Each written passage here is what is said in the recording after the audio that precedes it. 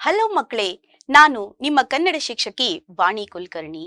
ನಾನು ಇಂದಿನ ತರಗತಿಗೆ ನಿಮ್ಗೆ ಸ್ವಾಗತವನ್ನ ಬಯಸ್ತಾ ಇದ್ದೀನಿ. ಏನಪ್ಪಾ ಮಾಡ್ತಾ ಇದ್ದೀವಿ ಇವತ್ತು ಅಂತ ಹೇಳಿ ನಿಮ್ಗೆ ಏನಾದ್ರೂ ಪ್ರಶ್ನೆ ಬರ್ತಾ ಇದೆಯಾ? ನಿಮ್ಗೆ ಕನ್ನಂಬಾಡಿ ಕಟ್ಟೆ ಗೊತ್ತಾ? ಅಂದ್ರೆ ನಮ್ಮ KRS ಅಂತ ಹೇಳ್ತಾರಲ್ವಾ, ಗೊತ್ತಲ್ವಾ? ಓಕೆ, ಹಾಗಿದ್ರೆ ಈ KRS ಅನ್ನ ಕಟ್ಟಿದವರು ಯಾರು, ಕಟ್ಟಿಸಿದವರು ಯಾರು ಅಂತ ಹೇಳಿ ಗೊತ್ತಾ? ಹಾ ಮಕ್ಕಳೇ, ಸರಿಯಾದ ಉತ್ತರ. ಇದನ್ನ ವಿಶ್ವೇಶ್ವರಯ್ಯನವರು ಕಟ್ಟಿದ್ರು. ಕಟ್ಟಿಸಿದವರು ನಾಲ್ವಡಿ ಕೃಷ್ಣರಾಜ ಒಡೆಯರು ಅಂತ ಹೇಳಿ. ಹಾಗಿದ್ರೆ ಇವರ ಇಬ್ಬರು ಕುರಿತಾದಂತಹ ಒಂದು ಗದ್ಯ ಭಾಗವನ್ನ ನೋಡೋಣ ಮಕ್ಕಳೇ. ಹಾಗಿದ್ರೆ ಆ ಗದ್ಯ ಭಾಗ ಯಾವುದು ಗೊತ್ತಾ? ಭಾಗ್ಯಶಿಲ್ಪಿಗಳು. ಸರಿಯಾದ ಉತ್ತರ ಮಕ್ಕಳೇ, ಭಾಗ್ಯಶಿಲ್ಪಿಗಳು ಅಂತ ಹೇಳಿ ಈ ಗದ್ಯ ಭಾಗವನ್ನ ನೋಡೋಣ. ಎಂದಿನಂತೆ ನಮ್ಮ ಕಲಿಕಾಂಶಗಳನ್ನ ನೋಡೋಣ ಬನ್ನಿ ಮಕ್ಕಳೇ. ಕಲಿಕಾಂಶಗಳು ಏನೇನಿದೆಯಪ್ಪ ಅಂತ ಹೇಳಿದ್ರೆ, ಕೃತಿಕಾರರ ಪರಿಚಯ, ಗದ್ಯದ ಪ್ರವೇಶ, ಗದ್ಯದ ಆಶಯ, ಪದಗಳ ಅರ್ಥದೊಂದಿಗೆ ಗದ್ಯದ ವಿವರಣೆ, ಮತ್ತು ನಾವೇನ್ ಮಾಡ್ತಾ ಇದ್ದೀವಿ ಅಂತ ಹೇಳಿದ್ರೆ ವ್ಯಾಕರಣಾಂಶವನ್ನ ಮಾಡ್ತಾ ಇದ್ದೀವಿ. ಹಾಗಿದ್ರೆ ಎಂದಿನಂತೆ ಮೊದಲು ಕೃತಿಕಾರರ ಪರಿಚಯ ನೋಡೋಣ. ಈ ಒಂದು ಗದ್ಯ ಭಾಗದಲ್ಲಿ ಕೃತಿಕಾರ ಪರಿಚಯ ಏನಾಗುತ್ತೆ ಗೊತ್ತಾ ಮಕ್ಕಳೇ ನಿಮ್ಗೆ? ಇಲ್ಲಿ ಅರ್ಧ ಭಾಗವನ್ನ ಏನಾಗಿದೆ ಅಂತ ಹೇಳಿದ್ರೆ DS ಜಯಪ್ಪ ಗೌಡ ಅನ್ನೋರು ಬರ್ದಿದ್ದಾರೆ. ಯಾರಪ್ಪ ಅವರು ಅಂತ ಹೇಳಿದ್ರೆ DS ಜಯಪ್ಪ ಗೌಡ ಅನ್ನೋರು. ಯಾವ ಭಾಗವನ್ನ ಇವ್ರು ಬರ್ದಿದ್ದಾರೆ ಗೊತ್ತಾ ಮಕ್ಕಳೇ? ಇವರು ವಿಶ್ವೇಶ್ವರಯ್ಯನವರ ಒಂದು ಕಾರ್ಯ ಸಾಧನೆಗಳು ಅಂತ ಹೇಳಿ ಒಂದು ಭಾಗ ಬರುತ್ತೆ. ವಿಶ್ವೇಶ್ವರಯ್ಯನವರ ಕುರಿತಾಗಿ ಬರುತ್ತೆ. ಆ ಭಾಗವನ್ನ ಇವರು ಬರ್ದಿದ್ದಾರೆ. ಹಾಗೆ ನಾಲ್ವಡಿ ಕೃಷ್ಣರಾಜ ಒಡೆಯರ ಭಾಗವನ್ನ ಏನಾಗಿದೆ ಅಂದ್ರೆ ಸಮಿತಿಯ ಪರಿಷ್ಕರಣಾ ಸಮಿತಿಯ ರಚನೆಯಿಂದ ಆಯ್ದುಕೊಂಡಿದ್ದೀವಿ. ಬನ್ನಿ ಮಕ್ಕಳೇ, ಮೊದಲು DS ಜಯಪ್ಪ ಗೌಡ ಅವ್ರ ಬಗ್ಗೆ ತಿಳ್ಕೊಳ್ಳೋಣ. ಇವರು 1942ರಲ್ಲಿ ಇವರು ಚಿಕ್ಕಮಗಳೂರು ಅಂತ ಹೇಳಿ ಗೊತ್ತಿದೆ ಅಲ್ವಾ ನಿಮ್ಗೆ? ಜಿಲ್ಲೆಯ ಮೂಡಿಗೆರೆ ತಾಲೂಕಿನ ದಾರದಹಳ್ಳಿಯವರು ಇವರು. ಹಾಗಿದ್ರೆ ಇವ್ರ ಹೆಸರೇನು? DS ಜಯಪ್ಪ ಗೌಡ ಅನ್ನೋದು. ದಾರದಹಳ್ಳಿ ಸುಬ್ಬೇಗೌಡ ಜಯಪ್ಪ ಗೌಡ. ಏನು? ಡಿ ಅಂದ್ರೆ ದಾರದಹಳ್ಳಿ, ಸುಬ್ಬೇಗೌಡ, ಜಯಪ್ಪ ಗೌಡ ಅನ್ನೋದು ಇವರ ಪೂರ್ಣ ಹೆಸರು. ಇವ್ರೇನ್ ಮಾಡಿದ್ರು ಗೊತ್ತಾ? ಭಾಷಾಂತರ ವಿಷಯದಲ್ಲಿ ಮಹತ್ವದ ಕೃತಿಗಳನ್ನ ರಚಿಸಿದ್ದಾರೆ. ಇವರು ಮೈಸೂರು ವಿಶ್ವವಿದ್ಯಾನಿಲಯದ ಭಾಷಾಂತರ ಮತ್ತು ಪಠ್ಯಪುಸ್ತಕ ವಿಭಾಗದಲ್ಲಿ ಸೇವೆಯನ್ನ ಕೂಡ ಸಲ್ಲಿಸಿದ್ದಾರೆ ಮಕ್ಕಳೇ. ಹಾಗಿದ್ರೆ ಇವ್ರು ಎಲ್ಲಿ ಹುಟ್ಟಿದ್ರು? ಚಿಕ್ಕಮಗಳೂರಿನ ಮೂಡುಗೆರೆ ಅಲ್ಲಿ ಹುಟ್ಟಿದ್ರು. ಮೂಡುಗೆರೆ ತಾಲೂಕಿನ ದಾರದಹಳ್ಳಿ, ಚಿಕ್ಕಮಗಳೂರು ಜಿಲ್ಲೆ, ಚಿಕ್ಕಮಗಳೂರು ಅಂತ ಹೇಳ್ತಾರಲ್ವಾ, ಚಿಕ್ಕಮಗಳೂರು ಜಿಲ್ಲೆಯ ಮೂಡಿಗೆರೆ ತಾಲೂಕಿನ ದಾರದಹಳ್ಳಿಯಲ್ಲಿ ಹುಟ್ಟಿದ್ರು. ಇವರ ಪೂರ್ತಿ ಹೆಸರು ದಾರದಹಳ್ಳಿ ಸುಬ್ಬೇಗೌಡ ಜಯಪ್ಪ ಗೌಡ ಅಂತ ಹೇಳಿ ಇವ್ರ ಹೆಸರು ಮಕ್ಕಳೇ. ಬನ್ನಿ ಇವರ ಪ್ರಮುಖ ಕೃತಿಗಳನ್ನ ನೋಡೋಣ. ಏನೇನ್ ಬರ್ದಿದ್ದಾರೆ, ಯಾವ ಯಾವ ಕೃತಿಗಳನ್ನ ಬರ್ದಿದ್ದಾರೆ ಅಂದ್ರೆ, ಕರ್ನಾಟಕ ಗ್ರಾಮೀಣ ಸಂಸ್ಥೆಗಳು, ಕರ್ನಾಟಕದ ಕಡಲಾಚೆಯ ಸಂಪರ್ಕಗಳು, ಇದು ತುಂಬಾ ಇಂಪಾರ್ಟೆಂಟು ಮಕ್ಕಳೇ, ಮೈಸೂರು ಒಡೆಯರು ಮತ್ತು ಜನಪದ ಆಟಗಳು, ದಿವಾನ್ ಸರ್ ಎಂ ವಿಶ್ವೇಶ್ವರಯ್ಯನವರ ಕಾರ್ಯ ಸಾಧನೆಗಳು. ನೋಡಿ, ಈ ಒಂದು ಪುಸ್ತಕದಿಂದ ನಾವು ವಿಶ್ವೇಶ್ವರಯ್ಯನವರ ಒಂದು ನಾವು ಭಾಗವನ್ನ ಆಯ್ದುಕೊಂಡಿದೀವಿ ಮಕ್ಕಳೇ. ವಿಶ್ವೇಶ್ವರಯ್ಯನವರ ಬಗ್ಗೆ ಬರುವಂತ ಭಾಗವನ್ನ ನಾವೇನ್ ಮಾಡಿದೀವಿ ಅಂತ ಹೇಳಿದ್ರೆ ಈ ಒಂದು ಪುಸ್ತಕದಿಂದ ಆಯ್ದುಕೊಂಡಿದೀವಿ ಮಕ್ಕಳೇ. ಹಾಗಿದ್ರೆ ಇವರ ಪ್ರಮುಖ ಕೃತಿಗಳು ಯಾವ್ದ್ಯಾವ್ದು ಅಂತ ಹೇಳಿದ್ರೆ, ಕರ್ನಾಟಕ ಗ್ರಾಮೀಣ ಸಂಸ್ಥೆಗಳು, ಕರ್ನಾಟಕದ ಕಡಲಾಚೆಯ ಸಂಪರ್ಕಗಳು, ಮೈಸೂರು ಒಡೆಯರು, ಜನಪದ ಆಟಗಳು, ಹಾಗೂ ದಿವಾನ್ ಸರ್ ಎಂ ವಿಶ್ವೇಶ್ವರಯ್ಯನವರ ಕಾರ್ಯ ಸಾಧನೆಗಳು ಅನ್ನೋದು ಇವರ ಪ್ರಮುಖ ಕೃತಿಗಳು. ಹಾಗಿದ್ರೆ ಬನ್ನಿ ಮಕ್ಕಳೇ, ಇವರ ಒಂದು ನಾವು ಪ್ರಶಸ್ತಿಗಳನ್ನ ನೋಡೋಣ. ಯಾವ ಯಾವ ಪ್ರಶಸ್ತಿಗಳು ಇವ್ರಿಗೆ ಸಂದಿದೆ ಅಂತ ಹೇಳಿ. ಹಾಗಾದ್ರೆ ಯಾವ್ಯಾವ ಪ್ರಶಸ್ತಿ ಬಂದಿದೆ? ಇವರಿಗೆ ಕರ್ನಾಟಕದ ಕಡಲಾಚೆಯ ಸಂಪರ್ಕಗಳು ಅಂತ ಹೇಳಿ ಒಂದು ಕೃತಿ ಇತ್ತಲ್ವಾ, ಆ ಕೃತಿಗೆ ಇವರಿಗೆ ಕರ್ನಾಟಕ ಸಾಹಿತ್ಯ ಅಕಾಡೆಮಿ ಅಂದ್ರೆ ನಮ್ಮ ರಾಜ್ಯ ಸಾಹಿತ್ಯ ಅಕಾಡೆಮಿ ಪ್ರಶಸ್ತಿ ಇರುತ್ತಲ್ವಾ, ಅದು ಬಂದಿದೆ. ಮತ್ತೆ ಇವ್ರಿಗೆ ಧಾರವಾಡದ ಒಂದು ಕರ್ನಾಟಕ ಸಂಘದ ಸಂಶೋಧನಾ ಬಹುಮಾನ ಆಯ್ಕೆ ಅಂತ ಹೇಳಿ ಆ ಒಂದು ಪ್ರಶಸ್ತಿಗೂ ಕೂಡ ಇವರು ಭಾಜನರಾಗಿದ್ದಾರೆ ಅಂತ ಹೇಳ್ತಾರೆ. ಧಾರವಾಡ ಕರ್ನಾಟಕ ಸಂಘದ ಸಂಶೋಧನಾ ಬಹುಮಾನ ಆಯ್ಕೆ, ಸಂಶೋಧನಾ ಬಹುಮಾನ ಅಂತ ಹೇಳ್ತೀವಲ್ಲ, ಅದಕ್ಕೆ ಇವರು ಭಾಜನರಾಗಿದ್ದಾರೆ. ಹಾಗಿದ್ರೆ ಬನ್ನಿ ಮಕ್ಕಳೇ, ಮುಂದಿನ ಭಾಗವನ್ನ ನೋಡೋಣ. ಏನಪ್ಪಾ ಮುಂದಿನ ಭಾಗದಲ್ಲಿ ಅಂತ ಹೇಳಿದ್ರೆ, ಈ ಒಂದು ಪ್ರಸ್ತುತ ಒಂದು ಪಾಠವನ್ನ ನಾನು ಈಗಾಗಲೇ ಹೇಳಿದ್ದೆ ನಿಮ್ಗೆ. ನಾಲ್ವಡಿ ಕೃಷ್ಣರಾಜ ಒಡೆಯರ ಭಾಗವನ್ನ ನಾವು ಪರಿಷ್ಕರಣಾ ಸಮಿತಿಯ ಸಂಗ್ರಹದಿಂದ ನಿಗದಿಪಡಿಸಿದ್ದೀವಿ. ಹಾಗೂ ಸರ್ ಎಂ ವಿಶ್ವೇಶ್ವರಯ್ಯನವರ ಭಾಗವನ್ನ ಅವರ ವಿಶ್ವೇಶ್ವರಯ್ಯನವರ ದಿವಾನ್ ಸರ್ ಎಂ ವಿಶ್ವೇಶ್ವರಯ್ಯನವರ ಕಾರ್ಯ ಸಾಧನೆಗಳು ಅನ್ನೋ ಕೃತಿಯಿಂದ ನಾವು ತಗೊಂಡಿದ್ದೀವಿ ಮಕ್ಕಳೇ. ಹಾಗಿದ್ರೆ ಯಾಕೆ ಮ್ಯಾಮ್ ಇದೆರಡು ನೆನ್ಪಿಟ್ಕೋಬೇಕು ಅಂತ ಹೇಳಿದ್ರೆ, ನೀವು ಸಂದರ್ಭ ಬರಿಬೇಕಾದ್ರೆ ನಿಮಗೆ ಇದು ತುಂಬಾ ಇಂಪಾರ್ಟೆಂಟು ಮಕ್ಕಳೇ. ಸಂದರ್ಭ ಬರಿಬೇಕಾದ್ರೆ ನೀವು ಆಯ್ಕೆಯನ್ನ ಬರಿಬೇಕಾಗತ್ತೆ. ಅವಾಗ ನಿಮ್ಗೆ ಯಾವ ಸಂದರ್ಭ ಬರುತ್ತೆ, ಅವಾಗ ನೀವು ಆ ಸಂದರ್ಭ ತಕ್ಕಂಗೆ ಆಯ್ಕೆಯನ್ನ ಬರಿಬೇಕಾಗತ್ತೆ. ಅದಕ್ಕೋಸ್ಕರ ಇದು ತುಂಬಾ ಇಂಪಾರ್ಟೆಂಟು ಮಕ್ಕಳೇ. ಹಾಗಿದ್ರೆ ಬನ್ನಿ ಮುಂದಿನ ಭಾಗವನ್ನ ನೋಡೋಣ ಮಕ್ಕಳೇ. ಏನಪ್ಪಾ ಮುಂದಿನ ಭಾಗ ಅಂತ ಹೇಳಿದ್ರೆ, ಆಸ್ ಯೂಶುವಲ್ ನಮ್ಮ ಗದ್ಯದ ಆಶಯ. ಏನಪ್ಪಾ ಗದ್ಯದ ಆಶಯ ಅಂತ ಹೇಳಿದ್ರೆ, ಇಲ್ಲಿ ಏನಾಗುತ್ತೆ, ನಾವು ಸಾಧಕರಾಗ್ಬೇಕಂದ್ರೆ ಏನ್ ಮಾಡ್ಬೇಕು ಪರಿಶ್ರಮವನ್ನ ಪಡಬೇಕು, ಮತ್ತೆ ಅಪಾರವಾದ ಹೊಣೆಗಾರಿಕೆ ಓನ್ ಮಾಡ್ಬೇಕು. ನಾವು ಮಾಡ್ತೀವಿ ಅಂತ ಹೇಳಿ ಹೊಣೆಗಾರಿಕೆಯನ್ನ ಹೊತ್ಕೋಬೇಕು, ಪರಿಶ್ರಮವನ್ನ ಮಾಡ್ಬೇಕು, ಮತ್ತೆ ವಿಷನ್ ಭವಿಷ್ಯದ ಚಿಂತನೆಯನ್ನ ಮಾಡ್ಬೇಕು ಅಂತ ಹೇಳ್ತಾರೆ. ಮತ್ತೆ ಎಲ್ಲ ಸಾಮಾಜಿಕ, ಶೈಕ್ಷಣಿಕ, ಆಡಳಿತ, ವೈಜ್ಞಾನಿಕ ಎಲ್ಲ ಒಂದು ರಂಗದಲ್ಲಿ ಸಾಧನೆ ಮಾಡ್ಬೇಕು, ಎಲ್ಲದಲ್ಲಿ ಅಭಿವೃದ್ಧಿ ಆಗ್ಬೇಕು ಅಂತ ಹೇಳಿ ನಾವು ಸೇವೆಯನ್ನ ಸಲ್ಲಿಸ್ಬೇಕು ಅನ್ನೋದು. ಮತ್ತೆ ನಿಮ್ಗೆ ಅಧಿಕಾರ ಬಂದಾಗ ಅದನ್ನ ಸಮರ್ಥವಾಗಿ ಬಳಸ್ಕೋಬೇಕು, ಅಂದ್ರೆ ಸರಿಯಾಗಿ ಬಳಸ್ಕೋಬೇಕು ಅನ್ನೋದನ್ನ ಇಲ್ಲಿ ಹೇಳಲಾಗುತ್ತೆ. ಮತ್ತೆ ಸಾಧನೆ ಮಾಡುವ ಪಥದಲ್ಲಿ ಏನಾಗುತ್ತೆ ಅಂತ ಹೇಳಿದ್ರೆ, ಅಡ್ಡಿ ಆತಂಕಗಳು ಬರುತ್ತೆ, ಅದನ್ನ ಏನ್ ಮಾಡ್ಬೇಕು, ನಿವಾರಿಸಿಕೊಂಡು ನಾವು ಮುಂದೆ ಹೋಗ್ಬೇಕು ಅನ್ನೋದನ್ನ ಈ ಗದ್ಯದ ಆಶಯ ಹೇಳುತ್ತೆ. ಏನಪ್ಪಾ ಹಂಗಿದ್ರೆ ಅಂತಂದ್ರೆ, ಈ ಗದ್ಯದಲ್ಲಿ ನಿಮ್ಗೆ ಗೊತ್ತಾಗುತ್ತೆ, ಯಾವುದೇ ಒಂದು ಮಹಾನ್ ಕಾರ್ಯ, ಒಂದು ಒಳ್ಳೆ ಕಾರ್ಯ ಆಗ್ಬೇಕಾದ್ರೆ ಏನಾಗುತ್ತೆ, ತುಂಬಾ ಅಡಚಣೆಗಳು ಬರುತ್ತೆ, ಅಡ್ಡಿ ಬರುತ್ತೆ, ಆತಂಕ ಬರುತ್ತೆ. ಅದನ್ನೆಲ್ಲ ಮೆಟ್ಟಿ ನಿಲ್ಬೇಕು, ನಾವು ಮುಂದೆ ಹೋಗ್ಬೇಕು ಅನ್ನೋದು ಈ ಒಂದು ಗದ್ಯದ ಆಶಯ. ಭಾಗ್ಯ ಶಿಲ್ಪಿಗಳು ನೋಡಿ, ಹೆಸರೇ ಸೂಚಿಸ್ತಾ ಇದೆ, ಭಾಗ್ಯ ಶಿಲ್ಪಿಗಳು ಅಂದ್ರೆ ಈ ಭಾಗದ ಜನರ ಭಾಗ್ಯವನ್ನ ರಚಿಸಿದಂತ ಶಿಲ್ಪಿಗಳು. ಶಿಲ್ಪಿ ಅಂದ್ರೆ ಗೊತ್ತಲ್ವಾ, ಸ್ಕ್ರಿಪ್ಚರ್ ಮಾಡ್ತಾರಲ್ವಾ, ಇದನ್ನ ನೀವು ನೋಡಿದಿರಲ್ಲ, ಕಲ್ಲಿನ ಕೆತ್ತನೆಯನ್ನ ಮೂರ್ತಿಯನ್ನ ಮಾಡ್ತಾರಲ್ವಾ, ಅವರಿಗೆ ಶಿಲ್ಪಿ ಅಂತ ಹೇಳ್ತೀವಿ. ಹಂಗಿದ್ರೆ ಇಲ್ಲಿ ಏನ್ ಮ್ಯಾಮ್ ಇವ್ರೇನ್ ಮಾಡಿದ್ರು, ಇವ್ರು ಕಲ್ಲನ್ನು ಕೆತ್ತಿದ್ರ? ಹಾಗಲ್ಲ, ಇಲ್ಲಿ ಏನಾಗಿದ್ರು, ಹೊಸ ಸೃಷ್ಟಿ ಅಂತ ತಗೊಳ್ಳಿ, ಹೊಸ ಸೃಷ್ಟಿಯನ್ನ ಮಾಡಿದ್ರು, ಹೊಸದಾದ ಒಂದು ಆಯಾಮವನ್ನ ಕೊಟ್ರು ಅಂತ ಹೇಳ್ಬೋದು ಮಕ್ಕಳೇ. ಸರಿನಾ? ಹಾಗಿದ್ರೆ ಬನ್ನಿ ಮಕ್ಕಳೇ ಮುಂದಿನ ಭಾಗವನ್ನ ನೋಡೋಣ. ಏನಪ್ಪಾ ಮುಂದಿನ ಭಾಗ ಅಂದ್ರೆ, ನಮ್ಮ ಆಸ್ ಯೂಶುವಲ್ ಏನಾಗುತ್ತೆ, ಗದ್ಯದ ಪ್ರವೇಶ. ಏನಪ್ಪಾ ಗದ್ಯದ ಪ್ರವೇಶ ಅಂದ್ರೆ, ದೃಢ ಸಂಕಲ್ಪ ಇದ್ರೆ ಏನ್ ಮಾಡ್ಬೋದು, ಏನಾದ್ರೂ ಸವಾಲುಗಳನ್ನ ನಾವ್ ಎದುರಿಸಿ ಸಫಲತೆಯನ್ನ ಪಡಿಬಹುದು. ದೃಢ ಸಂಕಲ್ಪ ಅಂದ್ರೆ ಏನ್ ಗೊತ್ತಾ, ನೀವೇನ್ ಮಾಡ್ಬೇಕು, ಏನಾದ್ರೂ ಮಾಡ್ತೀನಿ ಅಂತ ಹೇಳಿದ್ರೆ ನೀವೇನ್ ಮಾಡ್ಬೇಕು ಅಂತ ಹೇಳಿದ್ರೆ ಅದು ಮಾಡೇ ಮಾಡ್ಬೇಕು. ಅದಕ್ಕೆ ಒಂದ್ಸತಿ ಯಾರೋ ಒಬ್ರು ಒಳ್ಳೆ ಮಹಾತ್ಮರು ಹೇಳಿದಂತ ನುಡಿ ಏನು ಗೊತ್ತಾ, ನೀವು ಯಾವುದೇ ಡಿಸಿಷನ್ ಅಂದ್ರೆ ಯಾವುದೇ ನಿರ್ಧಾರ ಸರಿ ಅಥವಾ ತಪ್ಪಾಗಿರಲ್ಲ, ನಾವು ತಗೊಂಡ ನಿರ್ಧಾರವನ್ನ ಸರಿ ಮಾಡ್ಬೇಕು, ಅದನ್ನ ನಾವು ಏನ್ ಮಾಡ್ಬೇಕು ಅಂತ ಹೇಳಿದ್ರೆ ಕಾರ್ಯರೂಪಗೊಳಿಸ್ಬೇಕು ಅನ್ನೋದು ಇಲ್ಲಿ ಹೇಳ್ತಾರೆ. ಮತ್ತೆ ಇಲ್ಲಿ ಆಕಾಂಕ್ಷೆ ಇದ್ರೆ, ನಮ್ಗೆ ಏನಾದ್ರೂ ಮಾಡ್ಬೇಕಂತ ಆಕಾಂಕ್ಷೆ ಇದ್ರೆ ನಾವು ಏನಾಗ್ತೀವಿ, ಜೀವಂತ ಆದರ್ಶ ಆಗ್ತೀವಿ ಅನ್ನೋದು ಈ ಒಂದು ನಮ್ಮ ಗದ್ಯ ಭಾಗದಲ್ಲಿ ಹೇಳಲಾಗತ್ತೆ. ಸರಿನಾ ಮಕ್ಕಳೇ? ಹಾಗಿದ್ರೆ ನಮ್ಗೆ ಈ ಗದ್ಯದ ಮುಂದಿನ ಭಾಗವನ್ನ ಅಂದ್ರೆ, ಇಲ್ಲಿ ಫಸ್ಟ್ ಏನಾಗುತ್ತೆ ಅಂತ ಹೇಳಿದ್ರೆ, ನಮ್ಗೆ ನಾಲ್ವಡಿ ಕೃಷ್ಣರಾಜ ಒಡೆಯರ ಬಗ್ಗೆ ಇದೆ, ಅದನ್ನ ನೋಡೋಣ. ಇಲ್ಲಿ ನಿಮ್ಗೆ ಗೊತ್ತಿದೆ, ನಾಲ್ವಡಿ ಕೃಷ್ಣರಾಜ ಒಡೆಯರ ಫೋಟೋನ ನೀವು ಮೈಸೂರಿಗೆ ಈಗಾಗ್ಲೇ ವಿಸಿಟ್ ಮಾಡಿದ್ರೆ, ಹೋಗಿದ್ರೆ ಅಲ್ಲಿ ನೋಡಿರ್ತೀರಾ. ನಾಲ್ವಡಿ ಕೃಷ್ಣರಾಜ ಒಡೆಯರು ನಮ್ಮ ಕೃಷ್ಣರಾಜ ಸಾಗರ, KRS ಡ್ಯಾಮ್ ಅಂತ ಹೇಳ್ತೀವಲ್ಲ ಅದು, ಮತ್ತೆ ವಾಣಿ ವಿಲಾಸ ಅಣೆಕಟ್ಟು ಅಂತ ಹೇಳಿ ಇದೆ, ಇದು ಕೂಡ ತುಮಕೂರು ಹತ್ರ ಬರುತ್ತೆ, ನಿಮ್ಗೆ ಗೊತ್ತಿರುತ್ತೆ.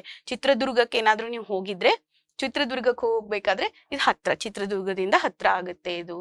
ಆಮೇಲೆ ಮಕ್ಕಳೇ ನಿಮ್ಗೆ ಗೊತ್ತಾ ಮಕ್ಕಳೇ, ಈ ಕೃಷ್ಣ ಸಾಗರ ಅಣೆಕಟ್ಟಿದೆ ಅಲ್ವಾ, ಕೃಷ್ಣರಾಜ ಸಾಗರ, KRS ಅಣೆಕಟ್ಟು ಅಂತ ಹೇಳ್ತೀವಲ್ವಾ, ಇದು ಮೈಸೂರಿಗೆ ಹತ್ರ ಆಗಿದ್ರೂ ಕೂಡ ಇದೇನಾಗುತ್ತೆ ಅಂತಂದ್ರೆ ಮಂಡ್ಯ ಜಿಲ್ಲೆಯಲ್ಲಿರೋದ್ರಿಂದ ಇದು ಕಾವೇರಿ ನದಿಗೆ ಅಡ್ಡಲಾಗಿ ಮಾಡದಂತದ್ದು ಅಂತ ಹೇಳ್ತೀವಿ. ಮತ್ತೆ ಮುಂದಿನ ಭಾಗದಲ್ಲಿ ನಾನು ವಿವರಿಸ್ತಾ ಹೋಗ್ತೀನಿ. ಮುಂದಿನ ಭಾಗದಲ್ಲಿ ಏನಿದೆ ನೋಡೋಣ ಮಕ್ಕಳೇ. ನಾಲ್ವಡಿ ಕೃಷ್ಣರಾಜ ಒಡೆಯರ ಬಗ್ಗೆ ಸ್ವಲ್ಪ ತಿಳ್ಕೊಳ್ಳೋಣ. ಏನಪ್ಪಾ ಅವ್ರ ಬಗ್ಗೆ ತಿಳ್ಕೊಳ್ಳೋಣ ಅಂದ್ರೆ, ಇವರು ಮೈಸೂರು ಸಂಸ್ಥಾನ ಅಂತ ಇದೆ ಅಲ್ವಾ, ಮೈಸೂರು ಮಹಾರಾಜರು ಆಳಿದಂತ ಸಂಸ್ಥಾನ ಇತ್ತಲ್ವಾ, ಆ ಸಂಸ್ಥಾನದ 24ನೇ ರಾಜರಾಗಿದ್ರು. ಇವರು 10 ವರ್ಷದವರಾಗಿದ್ದಾಗನೇ ಪಟ್ಟಾಭಿಷೇಕ ಆಯ್ತು. 1895ರಲ್ಲಿ ಪಟ್ಟಾಭಿಷೇಕ ಆಯ್ತು. ಅವ್ರು ತುಂಬಾ ಚಿಕ್ಕವರಾಗಿದ್ರಲ್ವಾ, ಅವಾಗ ಚಿಕ್ಕವರಾಗಿದ್ದಾಗ ಅವರ ತಾಯಿಯಾದ ವಾಣಿ ವಿಲಾಸಮ್ಮನವರು ಅಂತ ಹೇಳ್ತೀವಿ, ವಾಣಿ ವಿಲಾಸ್ ಅವರು ರೀಜೆಂಟರ್ ಆಗಿ ಕೆಲಸ ಮಾಡಿದ್ರು. ರೀಜೆಂಟರು ಅಂತಂದ್ರೆ ಅವರ ಪರವಾಗಿ ಪವರ್ ಆಫ್ ಅಟರ್ನಿ, ಅಂದ್ರೆ ಅವ್ರ ಪರಿ ಕೂತ್ಕೊಂಡಿರ್ತಾರೆ, ಅವ್ರಿಗೆ ಏನು ಗೊತ್ತಾಗಲ್ಲ ಪಾಪ, ಅವ್ರು ಚಿಕ್ಕವ್ರು ಇರ್ತಾರಲ್ವಾ, ಮೇಜರ್ ಇರಲ್ವಲ್ಲ, ಅದಕ್ಕೋಸ್ಕರ ಅವರ ಬದಲಾಗಿ ಇವರು ಕಾರ್ಯವನ್ನ ನಿರ್ವಹಿಸೋದು ಅಂತ ಹೇಳೋದಕ್ಕೆ ರೀಜೆಂಟರು ಅಂತ ಹೇಳ್ತೀವಿ. ಪ್ರತಿನಿಧಿ ಅಂತ ಹೇಳಿ ಕನ್ನಡದಲ್ಲಿ. ಈ ರೀಜೆಂಟ್ ಅನ್ನೋ ಪದವನ್ನ ನೆನ್ಪಿಟ್ಕೊಳ್ಳಿ ಮಕ್ಕಳೇ. ಇದು ಅನ್ಯ ದೇಶೀಯ ಪದ ಅಂತ ಹೇಳ್ತೀವಿ ನಾವು ಗ್ರಾಮರ್ ಅಲ್ಲಿ. ಅನ್ಯ ದೇಶೀಯ ಪದ ಅಂತ ಹೇಳಿದ್ರೆ ನಾವೇನ್ ನಿಮ್ಗೆ ಗೊತ್ತಿದೆ, ಪಾರಿಭಾಷಿಕ ಪದಗಳನ್ನ ನಾವು ಬಳಸ್ತೀವಿ. ಪೋರ್ಚುಗೀಸ್ ಪದಗಳು, ಇಂಗ್ಲಿಷ್ ಪದಗಳು, ಮತ್ತೆ ಎಷ್ಟೊಂದು ಪದಗಳನ್ನ ನಾವು ಬಳಸ್ತೀವಿ. ಸಂಸ್ಕೃತದಿಂದ, ಹಿಂದಿಯಿಂದ, ಎಲ್ಲ ಭಾಷೆಗಳಿಂದ ಬಂದಂತ ಪದಗಳನ್ನ ಬಳಸ್ತೀವಿ. ಇದು ಇಂಗ್ಲಿಷ್ ಭಾಷೆಯಿಂದ ಬಂದಂತ ಪದ ರೀಜೆಂಟ್ ಅಂತ ಹೇಳ್ತೀವಿ. ರೀಜೆಂಟರ್ ಆದ್ರು ಯಾರು? ವಾಣಿ ವಿಲಾಸಮ್ಮ, ಅವರ ತಾಯಿಯ ಹೆಸರು ವಾಣಿ ವಿಲಾಸಮ್ಮ ಅನ್ನೋದು ಅವರ ತಾಯಿ ಹೆಸರು. ಇವರು 10 ವರ್ಷದ ಮಗು ಆಗಿದ್ರು, 10 ವರ್ಷದ ಹುಡುಗ ಬಾಲಕ ಆಗಿದ್ರು.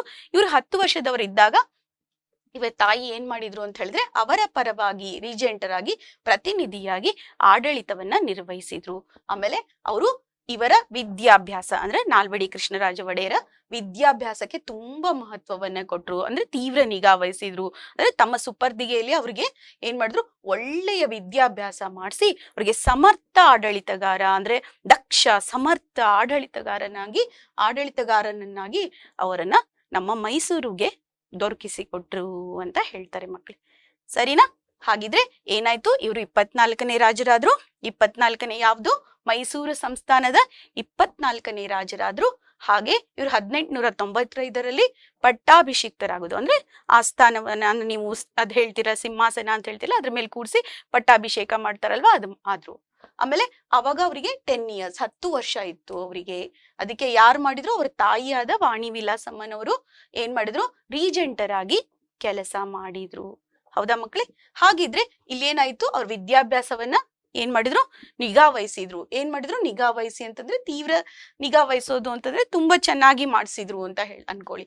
ಅವ್ರನ್ನ ರಾಜ್ಯಕ್ಕೆ ಒಬ್ಬ ಸಮರ್ಥ ಆಡಳಿತಗಾರನಾಗಿ ಕೊಟ್ರು. ಸರಿನಾ ಮಕ್ಕಳೇ? ಬನ್ನಿ ಹಾಗಿದ್ರೆ ಮಕ್ಕಳೇ ಮುಂದಿನ ಭಾಗವನ್ನ ನೋಡೋಣ. ಇಲ್ಲಿ ಇವರನ್ನ ಸಾಮಾಜಿಕ ಕಾನೂನುಗಳ ಹರಿಕಾರ ಅಂತ ಕರಿತೀವಿ ನಾವು. ಏನಪ್ಪಾ, ಏನು ಸಾಮಾಜಿಕ ಕಾನೂನುಗಳ? ಇದು ನಿಮ್ಗೆ ಒಂದು ಕ್ವಶನ್ ಬರುತ್ತೆ ಅವ್ರ ಬಗ್ಗೆ. ಏನು ಅಂತ ಹೇಳಿದ್ರೆ, ಈಗ ನಾಲ್ವಡಿ ಕೃಷ್ಣರಾಜ ಒಡೆಯರನ್ನ ನಾವ್ ಯಾಕೆ ಸಾಮಾಜಿಕ ಕಾನೂನುಗಳ ಹರಿಕಾರ ಅಂತ ಕರಿತೀವಿ ಅಂತ ಹೇಳಿ ಒಂದು ಕ್ವಶನ್ ಕೇಳ್ತಾರೆ. ಆ ಕ್ವಶನ್ ಅಲ್ಲಿ ಏನಾಗುತ್ತೆ ಅಂತಂದ್ರೆ, ಇವರು ಮೈಸೂರು ಗ್ರಾಮದಲ್ಲಿ, ಇಲ್ಲಿ ನೋಡಿ ಮಕ್ಕಳೇ, ಇಲ್ಲಿ ಮೈಸೂರು ಗ್ರಾಮದಲ್ಲಿ ಏನ್ ಮಾಡಿದ್ರು ಅಂತ ಹೇಳಿದ್ರೆ, ನ್ಯಾಯಾಲಯ ಕಾಯ್ದೆ 1918ಕ್ಕೆ ಗ್ರಾಮ ಪಂಚಾಯಿತಿಗಳ ಕಾಯ್ದೆಯನ್ನ ತಗೊಂಡ್ ಬಂದ್ರು. ಮತ್ತೆ ವೇಶ್ಯಾವೃತ್ತಿ, ಅಂದ್ರೆ ವೇಶ್ಯಾವೃತ್ತಿ ಅಂತ ಇರುತ್ತಲ್ಲ, ಅದನ್ನ ತಡೆಗಟ್ಟೋದು, ವಿಧವೆಯರಿಗೆ ಮರು ವಿವಾಹ ಮಾಡೋದು ಕಾಯ್ದೆ, ಸ್ತ್ರೀಯರಿಗೆ ಕಡ್ಡಾಯ ಶಿಕ್ಷಣವನ್ನ ತಗೊಂಡ್ಬಂದ್ರು. ಯಾವಾಗ? 1936ರಲ್ಲಿ. ಇದು 1913ರಲ್ಲಿ, 1918ರಲ್ಲಿ ಗ್ರಾಮ ಪಂಚಾಯಿತಿಗಳ ಕಾಯ್ದೆಯನ್ನ ಜಾರಿಗೆ ತಗೊಂಡ್ ಬಂದ್ರು. ಮತ್ತೆ 1909ರಲ್ಲಿ ಏನ್ ಮಾಡಿದ್ರು ಅಂದ್ರೆ ದೇವದಾಸಿ ಪದ್ಧತಿ ನಿಷೇಧ, 1910ರಲ್ಲಿ ಬಸವಿ ಪದ್ಧತಿ ಸಂಪೂರ್ಣವಾಗಿ ನಿರ್ಮೂಲನೆ ಮಾಡಿದ್ರು. ಆಮೇಲೆ 1914ರಲ್ಲಿ ಶಾಲಾ ಪ್ರವೇಶಕ್ಕೆ ಜಾತಿಯ ಪರಿಗಣನೆ ಇತ್ತು. ಮುಂಚೆ ಆ ಜಾತಿಯ ಪರಿಗಣನೆಯನ್ನ ನಿಷೇಧ ಮಾಡಿದ್ರು. ಆಮೇಲೆ 1919ರಲ್ಲಿ ಮಾಧ್ಯಮಿಕ ಶಾಲಾ ಶಿಕ್ಷಣ ಶುಲ್ಕಕ್ಕೆ ರದ್ದತಿಯನ್ನ ಮಾಡಿದ್ರು. ಅಂದ್ರೆ ನಿಮ್ಮ ಪ್ರಾಥಮಿಕ ಶಿಕ್ಷಣ ಫ್ರೀ ಆಫ್ ಕಾಸ್ಟ್, ಎಲ್ಲ ಸಂಪೂರ್ಣವಾಗಿ ಉಚಿತ ಆಗ್ಬೇಕು ಅನ್ನೋ ತರ ಹೇಳಿದ್ರು. ಆಮೇಲೆ 1927ರಲ್ಲಿ ಮೊಟ್ಟ ಮೊದಲ ಬಾರಿಗೆ ಸ್ತ್ರೀಯರಿಗೆ ಮತದಾನದ ಹಕ್ಕನ್ನ ತಂದುಕೊಟ್ರು. ಮತ್ತು 1905ರಲ್ಲಿ ಸಹಕಾರಿ ಕಾರ್ಮಿಕ ಪರಿಹಾರ ಕಾಯ್ದೆ, ಅಂದ್ರೆ ಕಾರ್ಮಿಕರಿಗೆ ಒಂದು ಪರಿಹಾರ ನಿಧಿ ಅಂತ ಕಾಯ್ದೆಯನ್ನ ತಗೊಂಡ್ ಬಂದ್ರು.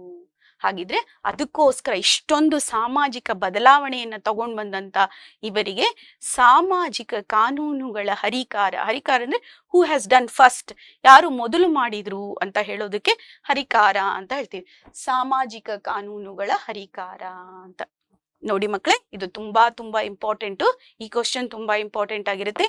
ಈಗ ನಾಲ್ವಡಿ ಕೃಷ್ಣರಾಜ ಒಡೆಯರನ್ನ ಯಾಕೆ ಸಾಮಾಜಿಕ ಕಾನೂನುಗಳ ಹರಿಕಾರ ಅಂತ ಹೇಳಿ ಕರೆದ್ರು ಅಂತ ಬರುತ್ತೆ. ಅವಾಗ 1913ರಲ್ಲಿ ಏನ್ ಮಾಡಿದ್ರು, ಮೈಸೂರು ಗ್ರಾಮ ನ್ಯಾಯಾಲಯ ಕಾಯ್ದೆ ತಗೊಂಡ್ ಬಂದ್ರು. 1918ರಲ್ಲಿ ಗ್ರಾಮ ಪಂಚಾಯಿತಿಗಳ ಕಾಯ್ದೆನ ಜಾರಿಗೆ ತಂದ್ರು. 1936ರಲ್ಲಿ ವೇಶ್ಯಾವೃತ್ತಿ ತಡೆಗಟ್ಟುವ ಕಾಯ್ದೆನ ತಗೊಂಡ್ಬಂದ್ರು. ಮತ್ತೆ ವಿಧವೆಯರಿಗೆ ಮರು ವಿವಾಹ ಆಗುವಂತ ಕಾಯ್ದೆಯನ್ನ ತಗೊಂಡ್ಬಂದ್ರು. ಆಮೇಲೆ ಸ್ತ್ರೀಯರಿಗೆ ಕಡ್ಡಾಯ ಶಿಕ್ಷಣವನ್ನ ಜಾರಿಗೆ ತಂದ್ರು. ಆಮೇಲೆ 1909ರಲ್ಲಿ ದೇವದಾಸಿ ಪದ್ಧತಿಯನ್ನ ನಿಷೇಧ ಮಾಡಿದ್ರು. 1910ರಲ್ಲಿ ಬಸವಿ ಪದ್ಧತಿ ಅಂತ ಹೇಳಿತ್ತು, ಅದು ಕೂಡ ಒಂದು ಪದ್ಧತಿ, ಆ ಪದ್ಧತಿಯನ್ನ ನಿರ್ಮೂಲನೆ ಮಾಡಿದ್ರು. ಆಮೇಲೆ 1914ರಲ್ಲಿ ಶಾಲಾ ಪ್ರವೇಶಕ್ಕೆ ಜಾತಿಯ ಪರಿಗಣನೆಯನ್ನ ನಿಷೇಧ ಮಾಡಿದ್ರು. 1919ರಲ್ಲಿ ಏನ್ ಮಾಡಿದ್ರು ಅಂದ್ರೆ ಮಾಧ್ಯಮಿಕ ಶಾಲಾ ಶಿಕ್ಷಣ ಶುಲ್ಕ ರದ್ದತಿಯನ್ನ ಮಾಡಿದ್ರು. ಅಂದ್ರೆ ಇಲ್ಲೇನಾಗುತ್ತೆ, ನಿಮ್ಮ ಮಾಧ್ಯಮಿಕ ಶಾಲೆ ಅಂತ ಹೇಳಿದ್ರೆ ಪ್ರಾಥಮಿಕ ಆದ್ಮೇಲೆ ಮಾಧ್ಯಮಿಕ ಬರುತ್ತಲ್ವಾ, ಪ್ರಾಥಮಿಕ ಮತ್ತು ಮಾಧ್ಯಮಿಕ ಶಾಲೆ ಇರುತ್ತಲ್ಲ, ಅವೆರಡಕ್ಕೂ ಏನ್ ಮಾಡಿದ್ರು, ಶುಲ್ಕ ರಹಿತ ಮಾಡಿದ್ರು. ಫಸ್ಟ್ ಪ್ರಾಥಮಿಕ ಮಾಡಿದ್ರು, ಆಮೇಲೆ ಮಾಧ್ಯಮಿಕ ಮಾಡಿದ್ರು. ಮಾಧ್ಯಮಿಕ ಶಾಲಾ ಶಿಕ್ಷಣ ಶುಲ್ಕ ರದ್ದತಿಯನ್ನ ಮಾಡಿದ್ರು. ಆಮೇಲೆ 1927ರಲ್ಲಿ ಮೊದಲ ಬಾರಿಗೆ ಸ್ತ್ರೀಯರಿಗೆ ಮತದಾನದ ಹಕ್ಕನ್ನ ತಂದ್ಕೊಟ್ರು. ಮತ್ತು 1905ರಲ್ಲಿ ಸಹಕಾರಿ ಕಾರ್ಮಿಕ ಪರಿಹಾರ ಕಾಯ್ದೆ, ಅಂದ್ರೆ ಕಾರ್ಮಿಕರಿಗೆ ಒಂದು ಪರಿಹಾರ ನಿಧಿಯನ್ನ ಕೊಡ್ಬೇಕು ಅಂತ ಹೇಳಿ, ಕಾಂಪನ್ಸೇಷನ್ ಅಂತ ಹೇಳ್ತಿಲ್ಲ, ಆ ತರದೊಂದು ಕಾಯ್ದೆಯನ್ನ ತಗೊಂಡ್ ಬಂದ್ರು. ಅದಕ್ಕೋಸ್ಕರ ಇವರನ್ನ ನಾವೇನಂತ ಹೇಳ್ತೀವಿ, ಸಾಮಾಜಿಕ ಕಾನೂನುಗಳ ಹರಿಕಾರ ಅಂತ ಹೇಳ್ತೀವಿ ಮಕ್ಳೇ. ಸರಿನಾ? ಹಾಗಿದ್ರೆ ಬನ್ನಿ ಮಕ್ಳೇ, ಮುಂದಿನ ಭಾಗದಲ್ಲಿ ನೋಡೋಣ. ಇವರು ಒಂದು ಮಾದರಿ ಮೈಸೂರನ್ನ ಮಾಡಿದ್ರು ಅಂತ ಬರ್ತಾರೆ. ಏನಪ್ಪ ಮಾದರಿ ಮೈಸೂರು ಅಂತಂದ್ರೆ, ನೀವು ಗೊತ್ತಿರ್ಬೇಕು, ಸ್ವತಂತ್ರ ಪೂರ್ವದಲ್ಲಿನೇ ಮೈಸೂರು, ಬೆಂಗಳೂರು ಈ ಭಾಗ ಇದೆ ಅಲ್ವಾ, ಈ ಭಾಗ ಏನಾಗಿತ್ತು ಅಂದ್ರೆ ತುಂಬಾ ಇಂಪ್ರೂವ್ಡ್. ಅಂದ್ರೆ ಯಾಕೆ ಅಂತ ಹೇಳಿದ್ರೆ, ಇಲ್ಲಿ ಗ್ರಾಮ ನೈರ್ಮಲೀಕರಣ ಅಂತಂದ್ರೆ ಕ್ಲೀನ್ ಆಗಿರೋದು, ಚರಂಡಿ ವ್ಯವಸ್ಥೆ ಆಗಿರ್ಲಿ, ಎಲ್ಲಾ ವಿಲೇಜ್ ಅಂತ ಹೇಳ್ತೀವಲ್ವಾ, ಗ್ರಾಮ ಅಂದ್ರೆ ಹಳ್ಳಿಗಳಿರುತ್ತಲ್ಲ, ಹಳ್ಳಿಗಳಲ್ಲಿ ಆ ತರ ವ್ಯವಸ್ಥೆ ಇತ್ತು. ಮತ್ತೆ ವೈದ್ಯ ಸಹಾಯ ಇತ್ತು, ವೈದ್ಯಕೀಯ ಸಹಾಯ ಅಂದ್ರೆ ಡಾಕ್ಟರ್ ಫೆಸಿಲಿಟಿ ಅಂತ ಹೇಳ್ತೀವಲ್ಲ, ಅದು ಇತ್ತು. ಮತ್ತೆ ಇಲ್ಲಿ ವಿದ್ಯೆಗೆ ತುಂಬಾ ಪ್ರಾಮುಖ್ಯತೆ ಇತ್ತು. ಮುಂದೆ ನಾನು ಹೇಳ್ತೀನಿ, ನಿಮ್ಗೆ ಗೊತ್ತಿರ್ಬೇಕು, ಫಸ್ಟ್ ನಮ್ಮ ಎಲ್ಲಾ ವಿದ್ಯಾಸಂಸ್ಥೆಗಳು ಮೈಸೂರು ಸಂಸ್ಥಾನದಕ್ಕೆ ಆಡಳಿತದಲ್ಲಿದ್ವು. ಆಮೇಲೆ ವಿಶ್ವೇಶ್ವರಯ್ಯನವ್ರು ಏನ್ ಮಾಡಿದ್ರು ಅಂತ ಹೇಳಿದ್ರೆ, ನಮ್ಮ ಮೈಸೂರಿನಿಂದನೇ, ಅಂದ್ರೆ ನಾವು ಮದ್ರಾಸ್ ಬದಲು ಮೈಸೂರಿನಲ್ಲೇ ಬರೆಯೋ ತರ ಮಾಡಿದ್ರು. ಮೈಸೂರಿನ ವಿಶ್ವವಿದ್ಯಾನಿಲಯ ಇದೆ ಅಲ್ವಾ, ಅದನ್ನ ಕೂಡ ಅವರು ಸ್ಥಾಪಿಸಿದ್ರು ಅಂತ ಹೇಳ್ತೀವಿ. ಆಮೇಲೆ ನೀರಿನ ಸೌಕರ್ಯವನ್ನ ಮಾಡಿದ್ರು, ಪ್ರಯಾಣವನ್ನ ಮಾಡಿದ್ರು. ಅಂದ್ರೆ ಅನೇಕ ರೈಲು ಮಾರ್ಗಗಳು ಅಂತ ಹೇಳ್ತೀವಿ, ಸುಮಾರಷ್ಟು ರೈಲು ಮಾರ್ಗಗಳನ್ನ ಇವರು ಹೊಸದಾಗಿ ರೈಲು ಮಾರ್ಗಗಳನ್ನ ಏನ್ ಮಾಡಿದ್ರು ಅಂತ ಹೇಳಿದ್ರು. ಅರಸೀಕೆರೆಯಿಂದ ಮೈಸೂರಿಗೆ ಈ ತರ ಕೆಲವೊಂದು ರೈಲು ಮಾರ್ಗಗಳನ್ನ ಕೂಡ ಇವರು ನಿರ್ಮಾಣ ಮಾಡಿದ್ರು. ಆದ್ದರಿಂದ ಇವ್ರು ಏನ್ ಮಾಡಿದ್ರು ಅಂತ ಹೇಳಿದ್ರೆ, ಮೈಸೂರು ವಿಭಾಗವನ್ನ ಏನ್ ಮಾಡಿದ್ರು ಅಂದ್ರೆ ಮಾದರಿ ಮೈಸೂರು ಅಂದ್ರೆ ಮಾಡೆಲ್ ಅಂತ ಹೇಳ್ತೀವಲ್ಲ, ಆ ತರ ಮೈಸೂರನ್ನ ನಿರ್ಮಾಣ ಮಾಡಿದ್ರು ಅಂತ ಹೇಳ್ತೀವಿ. ಸರಿನಾ ಮಕ್ಕಳೇ? ಹಾಗಿದ್ರೆ ಬನ್ನಿ ಮಕ್ಕಳೇ, ಮುಂದಿನ ಭಾಗದಲ್ಲಿ ನೋಡೋಣ ಮತ್ತೇನ್ ಇವ್ರು ಮಾಡಿದ್ರು ಅಂತ ಹೇಳಿದ್ರೆ, ತುಂಬಾ ಇಂಪಾರ್ಟೆಂಟ್ ಮಕ್ಕಳೇ. ಇದು ಪ್ರಜಾಪ್ರತಿನಿಧಿ ಸಭೆ. ಅಂದ್ರೆ ಈಗ ನಮ್ಮ ಪಾರ್ಲಿಮೆಂಟ್ ಹೇಗ್ ವರ್ಕ್ ಆಗ್ತಾ ಇದೆ ಗೊತ್ತಲ್ವಾ ನಿಮ್ಗೆ? ನಾವು ಜನರಿಂದ ಆರಿಸಿ MLA MP ಗಳನ್ನೆಲ್ಲ ಕಳಿಸ್ತೀವಲ್ವಾ. MLA ಅಂದ್ರೆ ಇಲ್ಲಿ ನಮ್ಮ ಕರ್ನಾಟಕದಲ್ಲಿ, MP ಅಂತ ಹೇಳಿದ್ರೆ ನಾವು ಕೇಂದ್ರಕ್ಕೆ ಕಳಿಸ್ತೀವಿ. ಹಾಗೆ ಇಲ್ಲಿ ಏನಾಗಿತ್ತು ಅಂದ್ರೆ, ನಾಲ್ವಡಿ ಕೃಷ್ಣರಾಜ ಒಡೆಯರ ಒಂದು ಕಾರ್ಯದಲ್ಲಿ 1923ರಲ್ಲಿ ಏನಾಗಿತ್ತು ಅಂತ ಹೇಳಿದ್ರೆ, ಹೊಸ ಕಾನೂನನ್ನು ಜಾರಿಗೆ ತಂದ್ರು. ಅವರು ಪ್ರಜಾಪ್ರತಿನಿಧಿ ಸಭೆ ಅಂತ ತಗೊಂಡ್ ಬಂದ್ರು. ಏನಪ್ಪಾ ಈ ಪ್ರಜಾಪ್ರತಿನಿಧಿ ಸಭೆ ಅಂತ ಹೇಳಿದ್ರೆ, ಇದು 2 ಸತಿ ನಡೀತಾ ಇತ್ತು ಮಕ್ಕಳೇ. ಇದು 2 ಸತಿ. ಯಾವಾಗ ಅಂತ ಹೇಳಿದ್ರೆ, ಜೂನ್ 1 ಮಹಾರಾಜರ ವರ್ಧಂತಿ, ಅಂದ್ರೆ ಅವ್ರ ವರ್ಧಂತಿ ಉತ್ಸವ ಇರುತ್ತಲ್ಲ ಅವಾಗ, ಮತ್ತೆ ಅಕ್ಟೋಬರ್ 2ಕ್ಕೆ ದಸರಾ ಮಹೋತ್ಸವದಲ್ಲಿ ಇದು 2 ಸತಿ ಸಮಾವೇಶಗೊಳ್ತಾ ಇತ್ತು. ಇಲ್ಲಿ ಏನ್ ಮಾಡ್ತಿದ್ರು ಅಂದ್ರೆ, ಆಯವ್ಯಯಗಳು ಅಂದ್ರೆ ನಮ್ ಬಜೆಟ್ ಅಂತ ಹೇಳ್ತೀವಲ್ವಾ, ಎಷ್ಟು ಖರ್ಚು ಮಾಡ್ಬೇಕು, ಎಷ್ಟು ಇನ್ಕಮ್ ಇದೆ ಅಂತೆಲ್ಲ ಮಾಡ್ತೀವಲ್ವಾ, ಹಾಗೆ ಆಯವ್ಯಯಗಳನ್ನ ಪರಿಶೀಲನೆ ಮಾಡ್ತಿದ್ರು, ಪ್ರಶ್ನೋತ್ತರಗಳನ್ನ ಕೇಳ್ತಿದ್ರು. ಅಂದ್ರೆ ನೀವು ಡಿಬೇಟ್ ನೋಡಿದೀರಾ, ನೀವು ಪಾರ್ಲಿಮೆಂಟ್ ಅಲ್ಲಿ ಡಿಬೇಟ್ ನೋಡಿದೀರಾ, ಪ್ರಶ್ನೆ ಕೇಳೋದು, ಅವ್ರ ಉತ್ತರವನ್ನ ಹೇಳೋದು ಎಲ್ಲ ಇರುತ್ತಲ್ಲ, ಹಾಗೆ ಪ್ರಶ್ನೋತ್ತರಗಳು ಇತ್ತು. ಮತ್ತೆ ಠರಾವುಗಳು ಅಂದ್ರೆ ಯಾವ್ದಾರ ರೆಸೊಲ್ಯೂಷನ್ ಅನ್ನ ಪಾಸ್ ಮಾಡೋದು, ಅಂದ್ರೆ ಇದು ಹಿಂಗಾಗ್ಬೇಕು ಅಂತ ಹೇಳಿ ಪಾಸ್ ಮಾಡ್ತಾರಲ್ವಾ, ಅಂತ ಠರಾವುಗಳನ್ನ ಪಾಸ್ ಮಾಡೋದು, ಮಂಡಿಸೋದು, ಇವೆಲ್ಲ ಏನಾಗ್ತಿತ್ತು ಅಂದ್ರೆ, ನಮ್ಮ ಈ ಸಂಸತ್ ಹೇಗ್ ನಡೀತಾ ಇದೆಲ್ಲ ಹಾಗೆ ನಡೀತಾ ಇತ್ತು ಮಕ್ಕಳೇ. ಸಂಸತ್ತು ನಮ್ಮ ಸಂಸತ್ ಡೆಲ್ಲಿಯಲ್ಲಿ ನೋಡಿದಿರಲ್ಲ, ಪಾರ್ಲಿಮೆಂಟ್ ಹೇಗ್ ನಡೀತಿದೆ ಆ ಮಾದರಿಲಿ ಆಗಿನ ಕಾಲದಲ್ಲೇ ಇತ್ತು. ಯಾವಾಗ? 1923ರಲ್ಲಿ ಅಂತ ಹೇಳ್ತಾರೆ. ಆ ಒಂದು ಟೈಮಲ್ಲಿ ಕೂಡ ಇವರು ಇದನ್ನ ಪ್ರಜಾಪ್ರತಿನಿಧಿ ಸಭೆ ಅಂತ ಹೇಳಿ ಇತ್ತು ಮಕ್ಕಳೇ. ಸರಿನಾ? ಇನ್ನೊಂದ್ಸತಿ ನೋಡಿ, ಇಲ್ಲಿ ನೋಡಿ ಮಕ್ಕಳೇ, ನಾಲ್ವಡಿ ಕೃಷ್ಣರಾಜ ಒಡೆಯರು 1923ರಲ್ಲಿ ಏನಾಗ್ತಿತ್ತು ಅಂತ ಹೇಳಿದ್ರೆ ಅವರು ಪ್ರಜಾಪ್ರತಿನಿಧಿ ಸಭೆಯನ್ನ ಸ್ಥಾಪಿಸಿದ್ರು. ಇದು 2 ಸತಿ ಆಗ್ತಿತ್ತು. ಒಂದ್ಸತಿ ಜೂನ್ 1 ಮಹಾರಾಜರ ವರ್ಧಂತಿ ಉತ್ಸವ, ಎರಡನೇದು ಯಾವಾಗ? ಅಕ್ಟೋಬರ್ 2ನೇ ತಾರೀಕು ಅಥವಾ ಅಕ್ಟೋಬರ್ 2 ಅಂತ ಅನ್ಕೊಳ್ಳಿ. ಅವಾಗ ದಸರಾ ಮಹೋತ್ಸವ ಇರುತ್ತಲ್ಲ ಆ ಒಂದು ಟೈಮಲ್ಲಿ. ಅಂದ್ರೆ ಮ್ಯಾಮ್ ಅಕ್ಟೋಬರ್ 2ನೇ ತಾರೀಕೆ ಆಗ್ತಿತ್ತ? ಅಲ್ಲ, ಅಕ್ಟೋಬರ್ ಅಲ್ಲ ಆಗ್ತಿತ್ತು ಅಷ್ಟೇ. ಅಕ್ಟೋಬರ್ 2 ಅಲ್ಲ, 2ನೇ ಸತಿ ಆಗೋದು ಅಕ್ಟೋಬರ್ ಅಲ್ಲಿ ಆಗ್ತಿತ್ತು. ಯಾವಾಗ? ನಮ್ ದಸರಾ ಮಹೋತ್ಸವ ಇದ್ದಾಗ. ಮತ್ತೆ ಈ ಕಲಾಪಗಳು ಯಾಕೆ ನಡೀತಿತ್ತು ಅಂತ ಹೇಳಿದ್ರೆ ಆಯವ್ಯಯಗಳು ಅಂದ್ರೆ ನಮ್ಮ ಬಜೆಟ್ ಅನ್ನ, ಎಷ್ಟು ಇನ್ಕಮ್ ಇದೆ, ಎಷ್ಟು ಎಕ್ಸ್ಪೆಂಡಿಚರ್ ಮಾಡ್ಬೇಕು ಅನ್ನೋದಿರುತ್ತಲ್ಲ, ಆಯವ್ಯಯಗಳನ್ನ ಪರಿಶೀಲನೆ ಮಾಡೋದಕ್ಕೆ, ಪ್ರಶ್ನೋತ್ತರಗಳನ್ನ ಕೇಳೋದಕ್ಕೆ, ಮತ್ತೆ ಠರಾವುಗಳನ್ನ ಮಂಡಿಸೋದಕ್ಕೆ ಈ ಒಂದು ಪ್ರಜಾಪ್ರತಿನಿಧಿ ಸಭೆ ಇರ್ತಾ ಇತ್ತು ಮಕ್ಕಳೇ. ಸರಿನಾ? ಬನ್ನಿ ಮಕ್ಕಳೇ, ಮುಂದಿನ ಭಾಗದಲ್ಲಿ ನಾವು ನೋಡೋಣ ಏನಿತ್ತಪ್ಪ ಅಂತ. ಇಲ್ಲಿ ನೋಡಿ, ನ್ಯಾಯ ವಿಧಾಯಕ ಸಭೆ. ಇದು ಕೂಡ ತುಂಬಾ ತುಂಬಾ ಇಂಪಾರ್ಟೆಂಟ್ ಮಕ್ಕಳೇ. ಇದು 1907ರಲ್ಲೇ ಬಂತು. ಇದನ್ನ ಏನಾಗ್ತಿತ್ತು ಅಂದ್ರೆ, ಈ ನಮ್ಮ ಪ್ರಜಾಪ್ರತಿನಿಧಿ ಸಭೆಯಲ್ಲಿ ಮಂಡಿಸಿದಂತ ಆಯವ್ಯಯಗಳಿರ್ತಿತ್ತಲ್ಲ, ಇದು ಸರಿ ಇದೆಯಾ, ಕಮ್ಮಿ ಮಾಡ್ಬೇಕಾ, ಜಾಸ್ತಿ ಮಾಡ್ಬೇಕಾ, ಈ ಎಲ್ಲ ನಿರ್ಧಾರಗಳನ್ನ ಏನಾಗ್ತಿತ್ತು ಅಂದ್ರೆ ಈ ನ್ಯಾಯ ವಿಧಾಯಕ ಸಭೆ ತಗೊಳ್ತಾ ಇತ್ತು ಮಕ್ಕಳೇ. ನ್ಯಾಯ ವಿಧಾಯಕ ಸಭೆ ಇತ್ತಲ್ವಾ, ಇದೆಲ್ಲ ಅಲ್ಲಿ ಇರುವಂತ ಕಾನೂನುಗಳನ್ನಾಗ್ಲಿ ಇವ್ರು ಸರಿಯಾಗಿ ಮಾಡಿದಾರಾ ಅಂತ ಹೇಳ್ತಿದ್ರು. ಇದ್ರಲ್ಲಿ ಒಂದು ಇಂಪಾರ್ಟೆಂಟ್ ಥಿಂಗ್ ಏನ್ ಗೊತ್ತಾ, ಇದ್ರಲ್ಲಿ 50 ಜನ ಇರ್ತಾ ಇದ್ರು ಮಕ್ಕಳೇ ನ್ಯಾಯ ವಿಧಾಯಕ ಸಭೆಯಲ್ಲಿ. ಅದ್ರಲ್ಲಿ 22 ಜನ ಜನರಿಂದ ಚುನಾಯಿತರಾದವ್ರು ಇರ್ತಿದ್ರು. 50 ಜನ ಸದಸ್ಯರು ಇರ್ತಿದ್ರು ಟೋಟಲ್. ಅದ್ರಲ್ಲಿ 22 ಜನ ಜನರಿಂದ ಚುನಾಯಿತರಾದಂತ ಸದಸ್ಯರು ಇರ್ತಾ ಇದ್ರು ಮಕ್ಕಳೇ. ಇದು ಏನ್ ಮಾಡ್ತಿತ್ತು ಅಂತ ಹೇಳಿದ್ರೆ, ಮುಖ್ಯವಾಗಿ ಕಾನೂನನ್ನ ಜಾರಿಗೊಳಿಸೋದಕ್ಕೋಸ್ಕರ ಈ ಸಭೆಯ ಅನುಮತಿಯನ್ನ ತಗೋಬೇಕಾಗಿತ್ತು ಅವರು. ಈಗ ಪ್ರಜಾಪ್ರತಿನಿಧಿ ಸಭೆಯಲ್ಲಿ ಏನಾದ್ರೂ ಒಂದು ಠರಾವನ್ನ ಪಾಸ್ ಮಾಡ್ಬೇಕಾದ್ರೆ, ಈಗ ನಮ್ಮ ಸಂಸತ್ತಿನಲ್ಲಿ ಮೇಲ್ಮನೆ ಕೆಳಮನೆ ಅಂತಿದೆ ಅಲ್ವಾ, ರಾಜ್ಯಸಭೆ, ಹೌದಾ? ಕರೆಕ್ಟಾ? ಮೇಲ್ಮನೆ ಕೆಳಮನೆ ಅಂತಿದೆ ಅಲ್ವಾ? ಹಂಗೇನೆ ಇಲ್ಲಿ ಏನಾಗ್ತಿತ್ತು ಅಂತ ಹೇಳಿದ್ರೆ, ಕಾನೂನನ್ನ ಏನ್ ಮಾಡೋದಕ್ಕೆ, ಜಾರಿಗೊಳಿಸೋದಕ್ಕೆ ಇಲ್ಲಿ ಏನ್ ಮಾಡ್ಬೇಕಾಗಿತ್ತು ಅಂತ ಹೇಳಿದ್ರೆ ನ್ಯಾಯ ವಿಧಾಯಕ ಸಭೆಯಲ್ಲಿ ಇವರು ಒಂದು ಪರ್ಮಿಷನ್ ಅನ್ನ ತಗೋಬೇಕಾಗ್ತಿತ್ತು ಅಂತ ಹೇಳ್ಬೇಕು ಮಕ್ಕಳೇ. ಹಾಗಿದ್ರೆ ಬನ್ನಿ ಮಕ್ಕಳೇ, ಮುಂದಿನ ಭಾಗವನ್ನ ನೋಡೋಣ. ಏನಪ್ಪಾ ಮುಂದಿನ ಭಾಗದಲ್ಲಿ ಅಂತ ಹೇಳಿದ್ರೆ, ಮೈಸೂರು ಸಂಸ್ಥಾನದ ಬಗೆಗಿನ ಮೆಚ್ಚುಗೆ ನುಡಿಗಳು. ಅಂದ್ರೆ ಇಷ್ಟೆಲ್ಲ ನಮ್ ಇಂಪ್ರೂವ್ಮೆಂಟ್ ಆಗಿತ್ತಲ್ವಾ, ಅದಕ್ಕೆ ಏನಾಗಿತ್ತು ನಿಮ್ಗೆ DVG ಅವ್ರು ಗೊತ್ತಿರ್ಬೇಕು. ಅವರು ಕೂಡ ನ್ಯಾಯ ವಿಧಾಯಕ ಸಭೆ ಮತ್ತು ಪ್ರಜಾಪ್ರತಿನಿಧಿ ಸಭೆಯನ್ನ ತುಂಬಾ ಹೊಗಳಿದ್ರು. ಇಲ್ಲಿ ನೋಡಿ, ಅವ್ರ ಮಾತನ್ನು ಕೂಡ ಇಲ್ಲಿ ಕೋಟ್ ಮಾಡಿದೀನಿ. ಮತ್ತೆ ಇಂಗ್ಲೆಂಡಿನ ಗ್ರಾಫಿಕ್ ಪತ್ರಿಕೆಯ ಮಾತನ್ನು ಕೂಡ ಕೋಟ್ ಮಾಡಿದೀನಿ ನೋಡಿ. ಇಲ್ಲಿ ನೋಡಿ, ಇದು ಬ್ರಿಟಾನಿಕ್ ಬೃಹತ್ ಕೃತಿಯಲ್ಲಿ ಭಾರತ ಖಂಡದಲ್ಲಿ ಇದೇನಾಗಿತ್ತು, ಅತ್ಯಂತ ಉನ್ನತವಾದ್ದು. ಅಂದ್ರೆ ಈ ನ್ಯಾಯ ವಿಧಾಯಕ ಸಭೆ ಆಗ್ಲಿ, ಆಮೇಲೆ ಪ್ರಜಾಪ್ರತಿನಿಧಿ ಸಭೆ ಆಗ್ಲಿ, ಎಷ್ಟೊಂದು ಸಾಮಾಜಿಕ ಕಾನೂನುಗಳು ಬಂತಲ್ಲ, ಅದನ್ನೆಲ್ಲ ಮೈಸೂರಿನ ಬಗ್ಗೆ ಇರುವಂತ ಮೆಚ್ಚುಗೆಯ ಮಾತುಗಳು ಮಕ್ಕಳೇ. ಸರಿನಾ ಮಕ್ಕಳೇ? ಬೇಕಾದ್ರೆ ಇದನ್ನಿಷ್ಟು ಸ್ಕ್ರೀನ್ ಶಾಟ್ ತಗೊಂಡು ಇಟ್ಕೊಳ್ಳಿ ಬೇಕಾದ್ರೆ. ಸರಿನಾ? ಓಕೆ.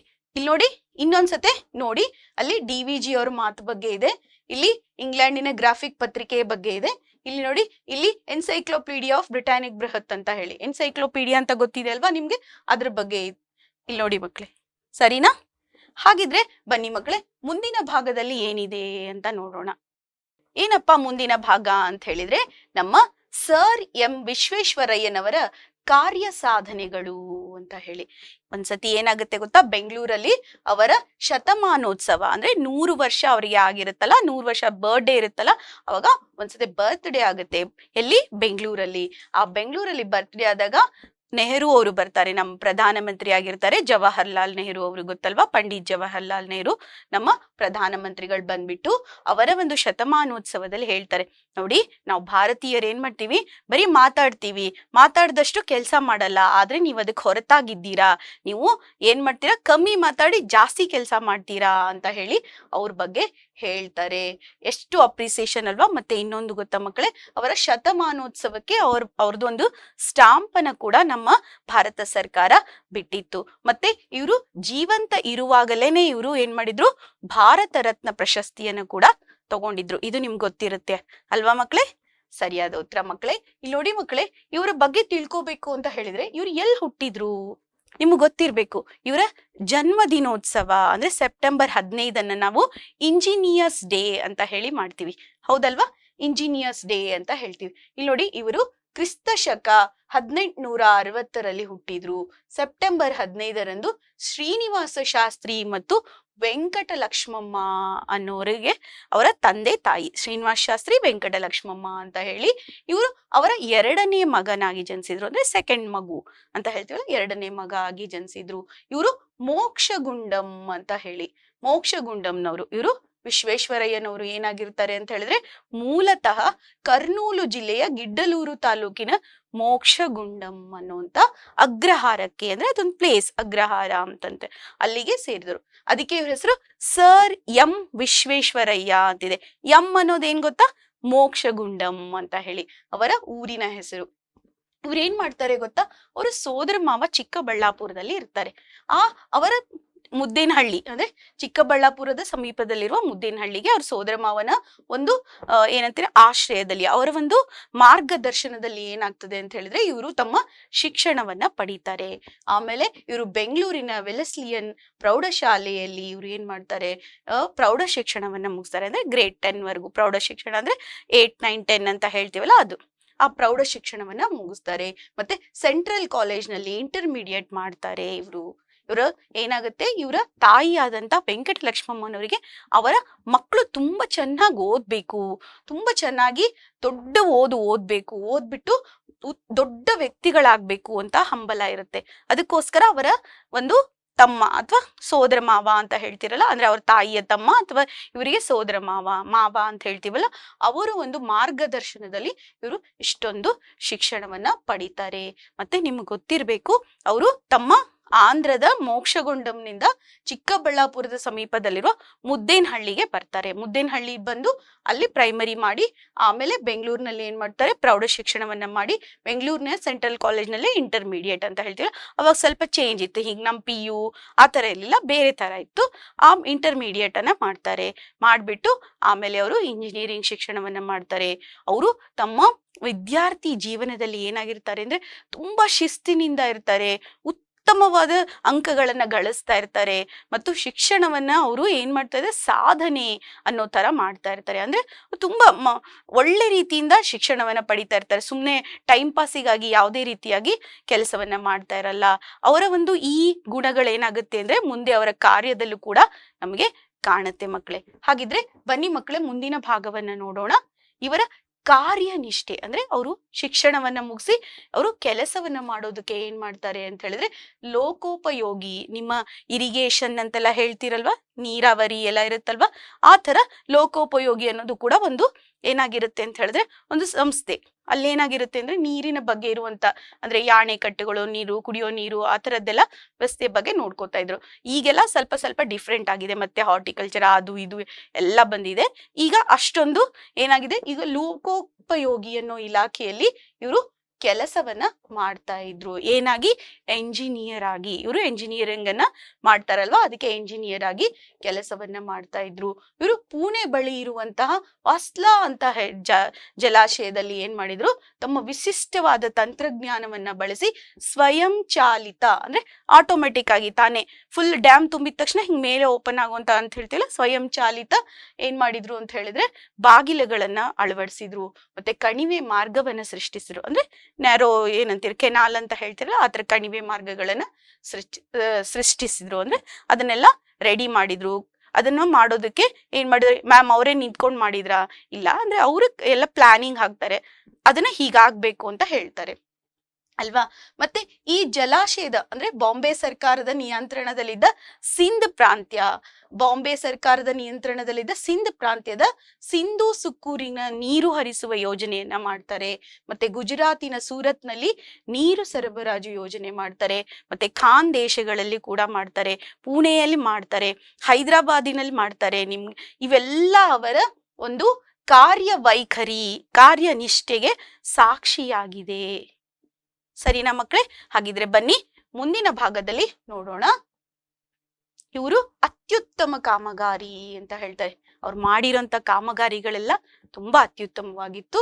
ಇವರು 1919ರಲ್ಲಿ ಹೈದರಾಬಾದ್ದಲ್ಲಿ ಹೇಳಿದ್ನಲ್ವಾ ಈಗ ಮೂಸಿ ನದಿ ಅಂತ ಹೇಳಿ, ಅದು ಒಂದು. ಮತ್ತೆ ವಿಶಾಖಪಟ್ಟಣದಲ್ಲಿ ಪ್ರವಾಹ ಬರ್ತಾ ಇತ್ತು, ಅದಕ್ಕೋಸ್ಕರ ಪ್ರವಾಹದಿಂದ ರಕ್ಷಿಸಲು ಅವರು ಅನೇಕ ಯೋಜನೆಗಳನ್ನ ರೂಪಿಸಿದ್ರು. ಅದು ಕೂಡ ಅವರ ಅತ್ಯುತ್ತಮ ಕಾಮಗಾರಿಗೆ ಒಂದು ಉದಾಹರಣೆಯಾಗಿದೆ. ಮತ್ತೆ ನಾವು ಹೇಳಲೇಬೇಕಾಗಿಲ್ಲ, ನಮ್ಮ ಕೃಷ್ಣರಾಜಸಾಗರ 1911ರಲ್ಲಿ ಅಲ್ವಾ, ಕೃಷ್ಣರಾಜಸಾಗರ ಅಣೆಕಟ್ಟು ಮತ್ತೆ ಮಾರಿ ಕಣಿವೆ ಯೋಜನೆ, ಅಂದ್ರೆ ನಾವು ವಾಣಿ ವಿಲಾಸ ಸಾಗರ ಯೋಜನೆ ಅಂತ ಹೇಳ್ತೀವಲ್ಲ, ಅದು ಕೂಡ ಅತ್ಯುತ್ತಮವಾಗಿದ್ದು. ಮತ್ತು ಶಿವನ ಸಮುದ್ರದಲ್ಲಿ, ಬನ್ನಿ ಮಕ್ಳೇ, ಶಿವನ ಸಮುದ್ರ ಅಂತಂದ್ರೆ ಗೊತ್ತಲ್ವಾ ನಿಮ್ಗೆ?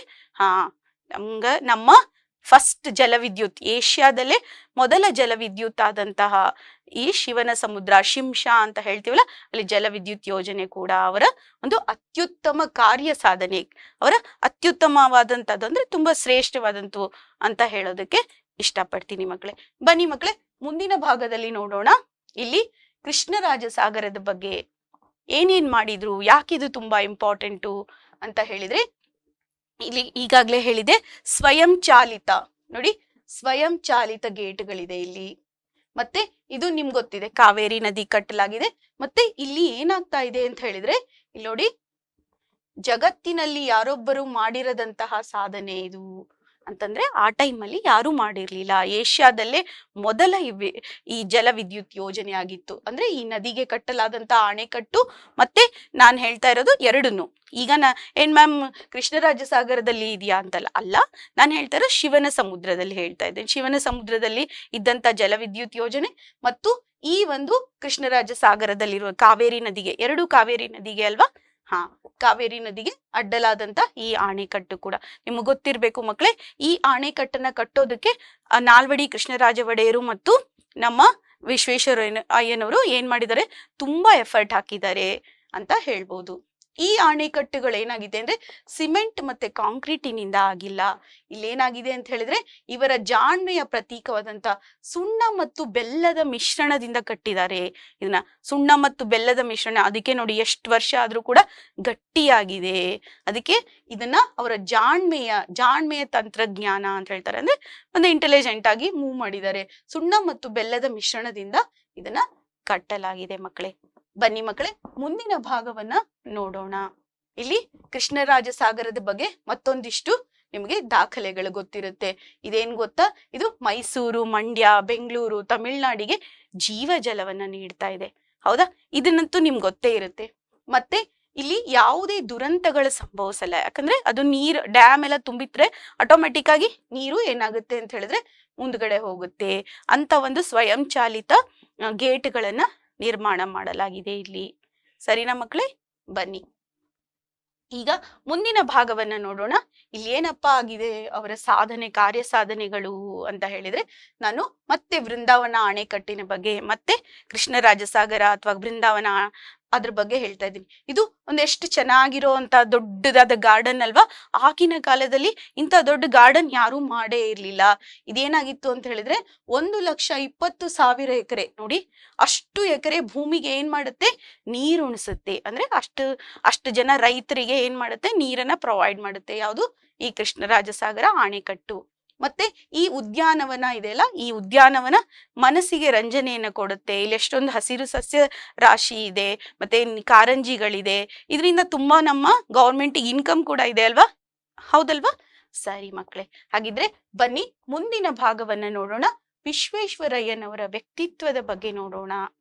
ಸರ್ ಎಂ ವಿಶ್ವೇಶ್ವರಯ್ಯನವರ ವ್ಯಕ್ತಿತ್ವ ಎಂಥದ್ದು ಅಂತ ಹೇಳಿ ಇವಾಗ್ಲೇ ನಿಮ್ಗೆ ಗೊತ್ತಿದೆ. ಅವರು ವಿದ್ಯಾರ್ಥಿ ಇದ್ದಾಗೆ ಹೇಗಿದ್ರು ಅಂತ. ಹಾಗಿದ್ಮೇಲೆ ಇವ ಅಸಾಧಾರಣ ಇಂಜಿನಿಯರ್, ಅನನ್ಯ ರಾಷ್ಟ್ರ ಪ್ರೇಮಿ ಆಗಿದ್ರು ಅವರು. ಮತ್ತೆ ಕರ್ತವ್ಯ ನಿಷ್ಠ ಅಧಿಕಾರಿ ಆಗಿದ್ರು, ದಕ್ಷ ಆಡಳಿತಗಾರ ಆಗಿದ್ರು, ಮಾನವೀಯತೆ ಉಳ್ಳ ದಯಾಳು ಆಗಿದ್ರು. ನಿಮಗೆ ಗೊತ್ತಿರ್ಬೇಕು, ಅವರು ಬರೀ ಇಂಜಿನಿಯರ್ ಅಲ್ಲದೆ ಅವರು ಮೈಸೂರಿನ ದಿವಾನರಾಗಿ ಕೂಡ ಕಾರ್ಯವನ್ನ ನಿರ್ವಹಿಸಿದ್ರು. ಅದು ನಿಮ್ಗೆ ಗೊತ್ತಿರುತ್ತೆ ಅಲ್ವಾ.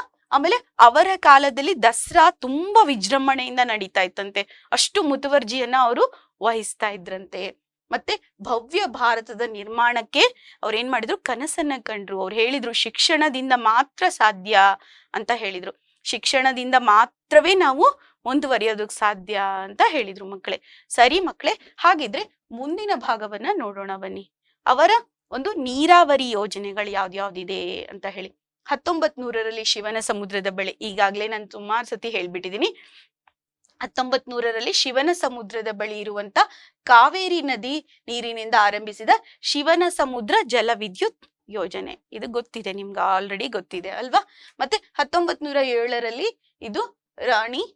ಇದು ವಾಣಿ ವಿಲಾಸ ಸಾಗರ ಅಣೆಕಟ್ಟು, ಸಾರಿ ಮಕ್ಕಳೇ, ವಾಣಿ ವಿಲಾಸ ಸಾಗರ ಅಣೆಕಟ್ಟು ಅಥವಾ ಮಾರಿ ಕಣಿವೆ ಯೋಜನೆ ಅಂತ ಹೇಳ್ತೀವಿ. ಮತ್ತೆ 1911ರಲ್ಲಿ ಕಾವೇರಿ ನದಿಗೆ ಅಡ್ಡಲಾಗಿ ಕಟ್ಟಲಾದಂತ ಕೃಷ್ಣರಾಜ ಸಾಗರ ಅಣೆಕಟ್ಟು ಇವರ ಅತ್ಯುತ್ತಮ ನೀರಾವರಿ ಯೋಜನೆಗಳು ಅಂತ ಹೇಳ್ಬೋದು ಮಕ್ಕಳೇ. ಬನ್ನಿ ಮಕ್ಕಳೇ, ಮುಂದಿನ ಭಾಗವನ್ನ ನೋಡೋಣ. ಇಲ್ಲಿ ಶಿಕ್ಷಣ ಕ್ಷೇತ್ರದ ಬಗ್ಗೆ, ಶಿಕ್ಷಣದ ಬಗ್ಗೆ ಅವರ ಬಗ್ಗೆ ಹೇಳಿದ್ನಲ್ವಾ ನಾನು. ಹಾಗಿದ್ರೆ ಶಿಕ್ಷಣ ಕ್ಷೇತ್ರದಲ್ಲಿ ಅವರ ಸಾಧನೆ ಏನು ಅಂತ ಹೇಳಿದ್ರೆ, ಮೈಸೂರು ವಿಶ್ವವಿದ್ಯಾನಿಲಯದ ಸ್ಥಾಪನೆ ಅವರ ಟೈಮಲ್ಲೇ ಆಗಿತ್ತು. ಮತ್ತೆ ತಾಂತ್ರಿಕ ಮತ್ತು ವೃತ್ತಿಪರ ಶಿಕ್ಷಣ ಅಂತಂದ್ರೆ ಟೆಕ್ನಾಲಜಿ ಅಂತ ಹೇಳ್ತೀವಲ್ಲ, ಈಗ ಇಂಜಿನಿಯರಿಂಗ್ ಕಾಲೇಜಸ್ ಆ ಥರ ಎಲ್ಲ ಹೇಳ್ತೀವಲ್ಲ, ಆ ಥರ ಕಾಲೇಜುಗಳಿಗೆ, ಆ ಥರ ಶಿಕ್ಷಣಕ್ಕೆ ಇವರು ಆದ್ಯತೆಯನ್ನ ಕೊಟ್ರು. ಬೆಂಗಳೂರಿನಲ್ಲಿ ಮೆಕ್ಯಾನಿಕಲ್ ಇಂಜಿನಿಯರಿಂಗ್ ಶಾಲೆಯನ್ನ ಸ್ಥಾಪನೆ ಮಾಡಿದ್ರು. ಮೈಸೂರಿನಲ್ಲಿ